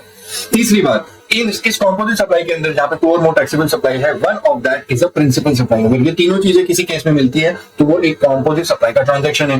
दूसरी बात, प्रिंसिपल सप्लाई की डेफिनेशन बोलती है कि एक कंपोजिट सप्लाई के अंदर जो भी प्रीडोमिनेंट एलिमेंट वाली सप्लाई होती है जिसके अगेंस्ट बाकी सारी सप्लाई उसकी एंसिलरी की तरह होती है, तो ऐसे केस में जो प्रीडोमिनेंट एलिमेंट वाली सप्लाई है ये प्रिंसिपल सप्लाई कहलाई जाएगी। बंडलिंग और डिपेंडेंसी के लिए बोला कि एक कंपोजिट सप्लाई के अंदर जितनी भी एलिमेंट्स होते हैं, जितने भी टैक्सेबल सप्लाईज होते हैं, all these are bundled owing to national necessities and बाकी सारी other supplies other than principal जो होती है वो सारी प्रिंसिपल सप्लाई के ऊपर डिपेंडेंट होती है। ये होती है कंपोजिट सप्लाई की identity. What is the tax liability on composite supply? बोला कि एक कंपोजिट सप्लाई का जो भी पूरा total value, entire value is tax at that rate which is applicable to the principal supply. तो अगर आपको एग्जाम में क्वेश्चन दिया जा रहा है जहाँ पे प्रिंसिपल सप्लाई का टैक्स रेट है और कंपोजिट सप्लाई की पूरी वैल्यू पे लगा देना। अगर आपको एंसिलरी सप्लाई का टैक्स रेट दिया जा रहा है तो उसको इग्नोर कर देना, ठीक है, उसका कोई काम नहीं है। फॉर एग्जाम्पल अगर आपने कोई कार ली, कार है 6 लाख रुपए की, प्लस उसके साथ में कार की एसेसरीज 70,000 की, प्लस कार की इंश्योरेंस 30,000, ये पूरी कॉम्पोजिट सप्लाई है 60 लाख रुपए की। और इस पूरी 7 लाख की वैल्यू के ऊपर जो टैक्स रेट है कार का, जो कि प्रीडोमिनेंट और प्रिंसिपल सप्लाई है, वो कार का ही टैक्स रेट इस पूरे 7 लाख के ऊपर लगेगा। ये कॉम्पोजिट सप्लाई का ट्रांजेक्शन होता है। ये एग्जाम्पल इंस्टीट्यूट का ये एक बार रीड कर लेना। उसके बाद में जो सेक्शन 8B है ये मिक्स सप्लाई की बात करता है। इसमें बोला गया कि जो पहली जो मिक्स सप्लाई की डेफिनेशन है, बोला मिक्स सप्लाई के अंदर दो इंडिविजुअल सप्लाईज होते हैं and those individual supplies are supplied in conjunction to each other, ठीक है। फॉर एग्जाम्पल कोई टीवी और गीजर, ये इंडिविजुअल है, ये दोनों से कोई भी बिल्कुल रिलेटेड नहीं है, टीवी और गीजर, लेकिन ये सप्लाई साथ में की है, कोई बात नहीं। बट अगर उनके सिंगल प्राइस चार्ज किया, इंस्टीट्यूट के एमसीक्यू वाली बुक में एक क्वेश्चन है, उसके ऊपर ध्यान देना, सिंगल प्राइस अगर चार्ज किया तो प्रॉब्लम है and which doesn't even constitute a composite supply. For example ऐसे समझो कि अगर टीवी आपने 50,000 रुपए की लेनी है और गीजर 10,000 रुपए का, तो 50,000 पर 60,000, वो अगर आपको इनवॉइस के अंदर लिखा है कि टीवी 50,000 की है और गीजर 10,000 का और इनवॉइस आपको दिया है, तो ये नॉर्मल ट्रांजेक्शन है, एक इनवॉइस बनाया वो चलेगा। लेकिन अगर वैल्यू ही एक लिखी है, ऐसा लिखा टीवी और गीजर अगर आप लेंगे तो 58,000 में पड़ेगा, तो ऐसे केस में ये सिंगल प्राइस पे अगर बेचा गया तो ये मिक्स सप्लाई की तरह ट्रीट किया जाएगा। दूसरा, बंडिंग और डिपेंडेंसी की बात करें तो these individual supplies are bundled not going to natural necessities, ठीक है, इनमें कोई नेचुरल नेसेसिटी नहीं है बंडलिंग के लिए। डिपेंडेंसी की बात करें तो ये दोनों इंडिविजुअल सप्लाई है and these are not dependent on each other, these are independent. Tax liability और मिक्स सप्लाई की बात करें तो मिक्स सप्लाई के केस में उस मिक्स सप्लाई की टोटल वैल्यू जो होती है, उस वैल्यू पे जो भी इस बंडल के अंदर जो भी ऐसी इंडिविजुअल सप्लाई जिसपे हाईएस्ट टैक्स रेट लगता है, वो टैक्स रेट उस पूरी मिक्स सप्लाई की वैल्यू पे लगा देंगे। फॉर एग्जांपल आपने टीवी, गीजर, एसी, फ्रिज, जो भी आपने सारी चीजें ली और आपको सिंगल प्राइस में उसने बेचा, मान लो ये सब कुछ चीजें उसने आपको बेचा 1,30,000 में, तो पूरी 1,30,000 में इन टीवी, एसी, फ्रिज में से जो भी हाईएस्ट टैक्स रेट वाला होगा, मान लो 28%, फॉर एग्जांपल कोई है 28%, तो वो 28% ही पूरा तुम्हारा 1,30,000 के ऊपर लग जाएगा, ठीक है। ये होता है मिक्स सप्लाई का। यहाँ पे पूरे सेक्शंस खत्म हुए, अब अपने पास सिर्फ इस चैप्टर से रिलेटेड सर्कुलर थे, फटाफट से देखते हैं। सेक्शन 7 और सेक्शन 8 यहाँ पे खत्म होते हैं। नेक्स्ट अपने पास सर्कुलर, पहला सर्कुलर है जीटीए से रिलेटेड, service in relation to GTA or in relation to transportation of goods by road. तो जीटीए जब भी कोई सर्विस देता है तो वो in relation to transportation of goods है, ऐसा इन्होंने बोला। It is not service of transportation of goods, वो सिर्फ एक ही सर्विस नहीं देता है ट्रांसपोर्टेशन ऑफ गुड्स की, in relation to transportation of goods वो बाकी सर्विस भी देता है, जैसे लोडिंग, अनलोडिंग, पैकिंग, अनपैकिंग, ऐसी बहुत सारी सर्विस देता है। तो अगर जीटीए ने आपको सर्विस, जीटीए ने किसी को सर्विस दी है, उसके लिए इनवॉइस के अंदर एक ही अमाउंट चार्ज किया है, तो वो कॉम्पोजिट सप्लाई की तरह चार्ज किया जाएगा, कॉम्पोजिट सप्लाई की तरह ट्रीट किया जाएगा। लेकिन अगर जीटीए एक सेपरेट इनवॉइस बना रहा है और उसको सेपरेटली ट्रीट कर रहा है, इनवॉइस में उसने सेपरेटली लिखा ट्रांसपोर्टेशन ऑफ गुड्स का इतना अमाउंट प्लस अलग अलग सर्विसेज दी है उसका अलग अलग अमाउंट, दैट मींस ये कॉम्पोजिट सप्लाई की तरह उसको ट्रीट नहीं किया गया है। तो ये या तो सेम इनवॉइस में अलग अलग अमाउंट लिख रहा है या तो अलग अलग इनवॉइस कर रहा है, ऐसे केस में ये सेपरेट टैक्सेबल सप्लाईज ट्रीट किए जाएंगे। फिर और एक सर्कुलर है प्रिंटिंग कॉन्ट्रैक्ट का। यहाँ पे दो तरीके के प्रिंटिंग कॉन्ट्रैक्ट है, मैं पहले ब्लू वाले की बात कर रहा हूँ, printing of books, pamphlets, brochure, annual report. यहाँ पे कंटेंट है, बुक्स में कंटेंट होता है, पैम्पलेट में भी कुछ कंटेंट है, ब्रोशर, एनुअल रिपोर्ट, इसके अंदर कंटेंट है। जो भी ओनर है उस कंटेंट का, उसके पास वो डेटा होगा, उसने पीडीएफ फाइल में रखा होगा, ठीक है, पेन ड्राइव में या ईमेल पे देगा। वो प्रिंटिंग वाले को अप्रोच करता है, बोलता है ये पीडीएफ है, ये मेरे को चाहिए, ये ईमेल कर दिया या जो भी है, ये मुझे प्रिंट करके चाहिए। ऐसे केस में वो प्रिंटर ये नहीं बोल सकता कि मैं तो आपको सप्लाई ऑफ बुक्स करने वाला हूं, मेरे को पेपर इन्वॉल्व होगा, मैं आपको पूरा बुक बना के दूंगा, तो ऐसे केस में मैं आपको सप्लाई ऑफ बुक्स करना हूं। ये सप्लाई ऑफ बुक्स नहीं होगा, ये सप्लाई ऑफ सर्विस का ट्रांजेक्शन है। इवन तो ये कॉम्पोजिट सप्लाई है जहां पे प्रिंटिंग की सर्विस भी आ रही है और वो पेपर भी मुझे सप्लाई कर रहा है, ये कॉम्पोजिट सप्लाई है। बट यहाँ पे प्रीडोमिनेंट एलिमेंट इज प्रिंटिंग। मैं उसके पास अप्रोच किया पेपर के लिए नहीं, मैं पेपर तो किसी स्टेशनरी वाले से भी ले सकता था, मैं स्पेसिफिकली उस इंसान के पास में गया कि मुझे प्रिंटिंग करवानी थी। तो यहाँ पे predominant element is printing service. ये कॉम्पोजिट सप्लाई है जहाँ पे गुड्स भी है, सर्विस भी है, बट ये सप्लाई ऑफ सर्विस की तरह ट्रीट किया जाएगा। फिर उसमें दूसरा वाला है जो ग्रीन वाला हाईलाइटेड है, printed envelopes, letter card, printed boxes, tissue, napkin etcetera. इसके केस में इन्होंने बोला कि ये जो केसेस है ये एक सप्लाई ऑफ गुड्स की तरह ट्रीट किए जाएंगे, ऊपर अलग था नीचे अलग है। ये वाले ग्रीन वाले केस में बोला ये गुड्स की तरह ट्रीट किए जाएंगे। फॉर एग्जांपल ऐसे समझो, प्रिंटेड एनवेलप, टिश्यू और नैपकिन के बारे में आपको बताता हूँ। अगर मान लो ताज होटल को अपने होटल के लिए, अपने पेट्रन्स के लिए टिश्यू पेपर चाहिए, नैपकिन चाहिए और एडमिन वर्क के लिए उनको एनवलप चाहिए, तो वो एक ट्रेडर को ढूंढ रहे हैं, मैन्युफैक्चरर को ढूंढ रहे हैं जो टिश्यू पेपर मैन्युफैक्चर करता है, एनवलप मैन्युफैक्चर करते हैं वो लोग, या नैपकिन मैन्युफैक्चर करते हैं, वो उस ट्रेडर को ढूंढ रहे हैं। उनको गुड्स चाहिए, गुड्स चाहिए, वो गुड्स का कॉन्ट्रैक्ट करते हैं और जब कॉन्ट्रैक्ट की डील फाइनल होती है तो ये कहते हैं कि हमको बस उस टिश्यू के ऊपर छोटा सा लोगो बना के देना हमारे होटल का, उस एनवेलप पे एक लोगो बना देना, हमारे होटल का नाम लिख देना, नैपकिन पे भी हमारे होटल का लोगो बना देना। तो यहाँ पे लोगो का प्रिंट करना is not printing service. Taj hotel या कोई भी होटल या कोई भी पर्सन वो टिश्यू पेपर के लिए गया, सप्लाई ऑफ गुड्स के लिए उसके पास गया है, तो यहाँ पे भले ही दोनों सर्विस है, प्रिंटिंग भी करके दे रहा है और गुड्स भी दे रहा है, but the predominant element is supply of goods. ठीक है, इसके ऊपर एमसीक्यू में एक क्वेश्चन है, एमसीक्यू की बुकलेट है उसके ऊपर एमसीक्यू की बुकलेट में एक क्वेश्चन है, इसलिए ये वाला सर्कुलर तुम्हारे लिए इंपॉर्टेंट हो जाता है। उसके बाद सप्लाई ऑफ बुक्स है, ये सिंपल है, इसमें बोला कि अगर जो पर्सन बुक्स बेच रहा है he is also the owner of book और उसके पास बुक्स बेचने का राइट भी है, तो ऐसे केस में ये एक सप्लाई ऑफ बुक्स की तरह, सप्लाई ऑफ गुड्स की तरह ट्रीट किया जाएगा। Activity of bus body building, इसमें कुछ है ही नहीं, आप facts to fact test basis पे देखना है। रीट्रेडिंग टायर्स के केस में समझ लो, अगर जो टायर टकलू हो जाते हैं उसको तो हम जाके गैरेज में चेंज करवा देते हैं, तो टकलू टायर को कोई पर्सन खरीद लेता है, वो ट्रेडर खरीद लेता है और जॉब वर्कर को देता है, बोलता है इस टायर को वापस रीट्रेडिंग करके नया बना के दो। अगर जॉब वर्कर के पॉइंट ऑफ व्यू से बोलो तो वो एक जॉब वर्कर उस पर ट्रीटमेंट और प्रोसेसिंग करता है, applied on some others good, वो एक पतली रबर की शीट लगाता है। ऐसे केस में जॉब वर्कर का यहाँ पे गुड्स भी इन्वॉल्व है, थोड़ा सा रबर भी लगता है वापिस से उसको नया बनाने के लिए, पर मेजर काम यहाँ पे प्रोसेसिंग का है, तो लेबर वर्क ज्यादा है। जॉब वर्कर जब रीट्रेडिंग ऑफ टायर्स कर रहा है तो ये सप्लाई ऑफ सर्विस है। अब उसने टायर बना के वो ट्रेडर को दे दिया, अब वो ट्रेडर जब आगे उसको रीट्रेडेड टायर्स को बेचता है, तो वो ट्रेडर जब काम कर रहा है वो सप्लाई ऑफ गुड्स का है, वो रीट्रेडेड टायर्स बेच रहा है, और जॉब वर्कर जो है वो रीट्रेडिंग ऑफ टायर्स कर रहा है, ये एक सप्लाई ऑफ सर्विस है। ठीक है, अब एक नया सर्कुलर भी था, इसके लिए मैंने कट करके अपना वीडियो यहाँ पे डाल दिया। ये नया सर्कुलर नो क्लेम बोनस के रिस्पेक्ट में है। अब नो क्लेम बोनस की कहानी को थोड़ा सा आप समझ लीजिए। एक व्यक्ति है जिसको इंश्योरेंस कंपनी से उसने इंश्योरेंस लिया है, बेटर हम लोग बात करते हैं मेडिक्लेम। मेडिक्लेम हम लोग करवाते हैं कि कल को कुछ बीमार हो गए, हॉस्पिटल में एडमिट हो गए, तो जो भी हमारा खर्चा है वो हमारा मेडिकल का जो खर्चा है वो इंश्योरेंस कंपनी से हम लोग रीइंबर्समेंट ले लेंगे। अब यहाँ पे आप एक ऐसा बात समझो कि एक व्यक्ति जिसने 5 लाख का मेडिक्लेम इंश्योरेंस करवा के रखा कि कल को अगर बीमार हो गया, हॉस्पिटल में एडमिट हो गया, तो जो खर्चा है वो मैं इंश्योरेंस कंपनी से अप टू ₹5 लाख का मैं रीइंबर्समेंट क्लेम ले सकता हूँ। अब 3 साल तक कंटिन्यूअसली ये 9-9 हजार रुपए का एक प्रीमियम अमाउंट पे करता रहा, लेकिन ये व्यक्ति बीमार हुआ नहीं। अच्छी बात है, भगवान की इसके ऊपर ऐसा था कि बीमार हुआ नहीं। अब इसके 9-9 हजार के 3 साल तक प्रीमियम जा रहे थे, लेकिन उसका क्लेम उसने कोई भी साल में क्लेम अमाउंट लिया नहीं, क्योंकि वो बीमार ही नहीं हुआ, हॉस्पिटल में खर्चा है उसका हुआ ही नहीं कुछ भी। अब ऐसे केस में क्योंकि 3 साल, मैंने जस्ट रैंडमली 3 साल बोल रहा हूँ, कुछ भी हो सकता है, तो ये 2-3 साल तक अगर आपने क्लेम नहीं किया, तो ऑन दी अदर साइड जो इंश्योरेंस कंपनी होती है वो बोलती है कि आपने हमारी कंपनी से सिर्फ प्रीमियम आपने पे किया और आपने क्लेम लिया नहीं है, तो ये बहुत अच्छी बात है, हम आपको एक बोनस दे रहे हैं। आपने क्लेम नहीं किया है,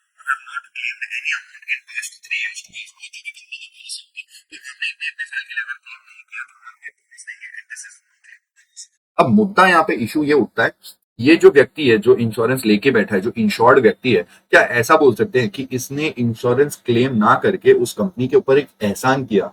एहसान मतलब एक सर्विस दी by way of agreeing to the obligation of not claiming the insurance money, और बदले में इंश्योरेंस कंपनी उसको एक कंसिडरेशन दे रही है। जो नो क्लेम बोनस है वो बोनस एक तरीके से एक कंसिडरेशन है, और इस व्यक्ति ने एक सर्विस दी है agreeing to the obligation, and the obligation was आप इंश्योरेंस क्लेम मत करना, आपके ऊपर ये ऑब्लिगेशन है, अगर आप ये अग्री कर देंगे तो आप ये सर्विस दे रहे हैं, हम आपको कंसिडरेशन देंगे, नो क्लेम बोनस। क्या ऐसा माना जा सकता है? इशू इस बात का उठा, और सोल्यूशन ये है, सर्कुलर में इस बात को क्लेरिफाई किया कि ऐसा कुछ भी नहीं, ये फालतू लॉजिक है, ऐसा कुछ भी नहीं होता है। आप इस डायग्राम को देख करके यहाँ पे से चीजों को क्लियर कर सकते हैं कि ये व्यक्ति ने ऐसी कोई भी सर्विस नहीं दी है। नो नो नो, मैंने एकदम रेड कलर का आपको क्रॉस मार के दिखा दिया, और जो कंपनी ने उसको कंसिडरेशन के नाम पे एनसीबी दिया है, क्या ऐसा मान सकते हैं? Answer is no. ठीक है, तो ऐसा कुछ भी बात नहीं है, ये ऐसा नहीं हो सकता, ना इसने कोई सर्विस दी है और ना ही इन्होंने कोई कंसिडरेशन दिया है। इसका तर्क सर्कुलर में ये लिखा हुआ है कि दोनों पार्टीज के बीच में कभी भी कोई कॉन्ट्रैक्चुअल एग्रीमेंट नहीं था कि आप ऐसा अग्री कर लोगे तो हम आपको एक कंसिडरेशन देंगे, एनसीबी, नो क्लेम बोनस का। ऐसा दोनों पार्टीज के बीच में क्योंकि कोई अग्रीमेंट नहीं किया गया था, एंड देयरफॉर ऐसे केस में हम लोग इस अमाउंट को सप्लाई का कंसिडरेशन वाला पॉइंट पे हिट नहीं कर सकते। ये बात यहाँ पे थी। अब मैंने बाजू में वीओएस लिखा है, मैंने वीओएस इसलिए लिखा है क्योंकि इस पॉइंट से रिस्पेक्ट में एक clarity value of supply chapter में भी आई है। वैल्यू ऑफ सप्लाई चैप्टर में सेम नो क्लेम बोनस के पॉइंट को इस तरीके से बोला गया है, कंपनी जब नो क्लेम बोनस देती है तो कंपनी का प्रोसीजर इस तरीके से होता है। ये जो चौथा साल है, मैंने एग्जांपल जो क्रिएट किया वो 3 साल का था, अब जो चौथा साल है कंपनी बोलती है कि आपने 3 साल तक क्लेम नहीं लिया, तो अब आप जो 9,000 का प्रीमियम हर साल देते थे, आप एक काम कीजिए, हम आपको 10% डिस्काउंट दे देते हैं और ये डिस्काउंट ही हमारा नो क्लेम बोनस है। तो बोनस दिया तो जाता है बट बोनस का पैसा कंपनी देती नहीं है, बल्कि कंपनी बोलती है कि जो तू प्रीमियम देने वाला था उसमें से 900 रुपए काट के सिर्फ 8,100 ही हमको देना, वो 900 रुपए तेरे लिए हम बोनस के तौर पे रख रहे हैं, since you have not claimed a bonus. क्या ये नो क्लेम बोनस को डिस्काउंट बोल के माइनस करने का बेनिफिट दिया जा सकता है? क्या वैल्यू ऑफ सप्लाई को 9,000 ना बोल करके क्या वैल्यू ऑफ सप्लाई 8,100 रख सकते हैं? क्या 900 रुपीज का डिस्काउंट माइनस करने को मिलेगा कि नहीं मिलेगा? Answer is yes. मैं वैल्यू ऑफ सप्लाई चैप्टर में भी आपको ये बात यहीं पे क्लियर कर देता हूं कि वो 900 रुपया माइनस करने को डेफिनेटली मिल जाएगा, क्योंकि इसको हम डिस्काउंट बोल सकते हैं। और इंश्योरेंस कंपनी जब भी ऐसा इंश्योरेंस पॉलिसी का डॉक्यूमेंट घर पे बेचती है, तो उस मतलब ईमेल करती है या जो भी उसका सॉफ्ट कॉपी या हार्ड कॉपी प्रिंट करके घर पे बेचती है, वो लिखा रहता है कि 9,000 का प्रीमियम माइनस डिस्काउंट और ब्रैकेट में लिख देते हैं नो क्लेम बोनस, और 900 रुपया माइनस करके इनवॉइस के अंदर ही वो 8,100 शो करते हैं। तो वैल्यू ऑफ सप्लाई चैप्टर में एक पॉइंट ये है कि अगर आपको माइनस करना है ऐसा discount which is given before or at the time of supply, वो वाला डिस्काउंट माइनस करने को मिलेगा if it is shown in the invoice. तो क्योंकि वो इनवॉइस में शो किया जाता है इसलिए वो माइनस भी कर सकते हैं। तो ये बात थी वैल्यू ऑफ सप्लाई के चैप्टर में भी, जो नो क्लेम बोनस था मैंने बता दिया। अब यहाँ पे आपको ये लास्ट वाला सर्कुलर बता के कहानी क्लोज करता हूँ कि supply of use goods by government, government department के पास में यूज गुड्स होते हैं, वो बेच देते हैं, तो क्या उसको सप्लाई माना जाएगा? Answer is yes. देखो यहाँ पे आपको एक एग्जांपल ऐसे बताता हूँ, भाई की गाड़ी, सलमान भाई का एक गाड़ी का एक्सीडेंट हो गया था, मजाक की बात नहीं है बट ठीक है। उस टाइम पे वो गाड़ी उनकी जो एक्सीडेंट में इन्वॉल्व थी, वो गाड़ी सीज कर ली थी मुंबई में, बांद्रा आरटीओ में वो सीज करके पड़ी हुई है, और वो गाड़ी का अब तक कोई सोल्यूशन निकला नहीं है। अज्यूम करते हैं कि सोल्यूशन निकल गया, और जो भी है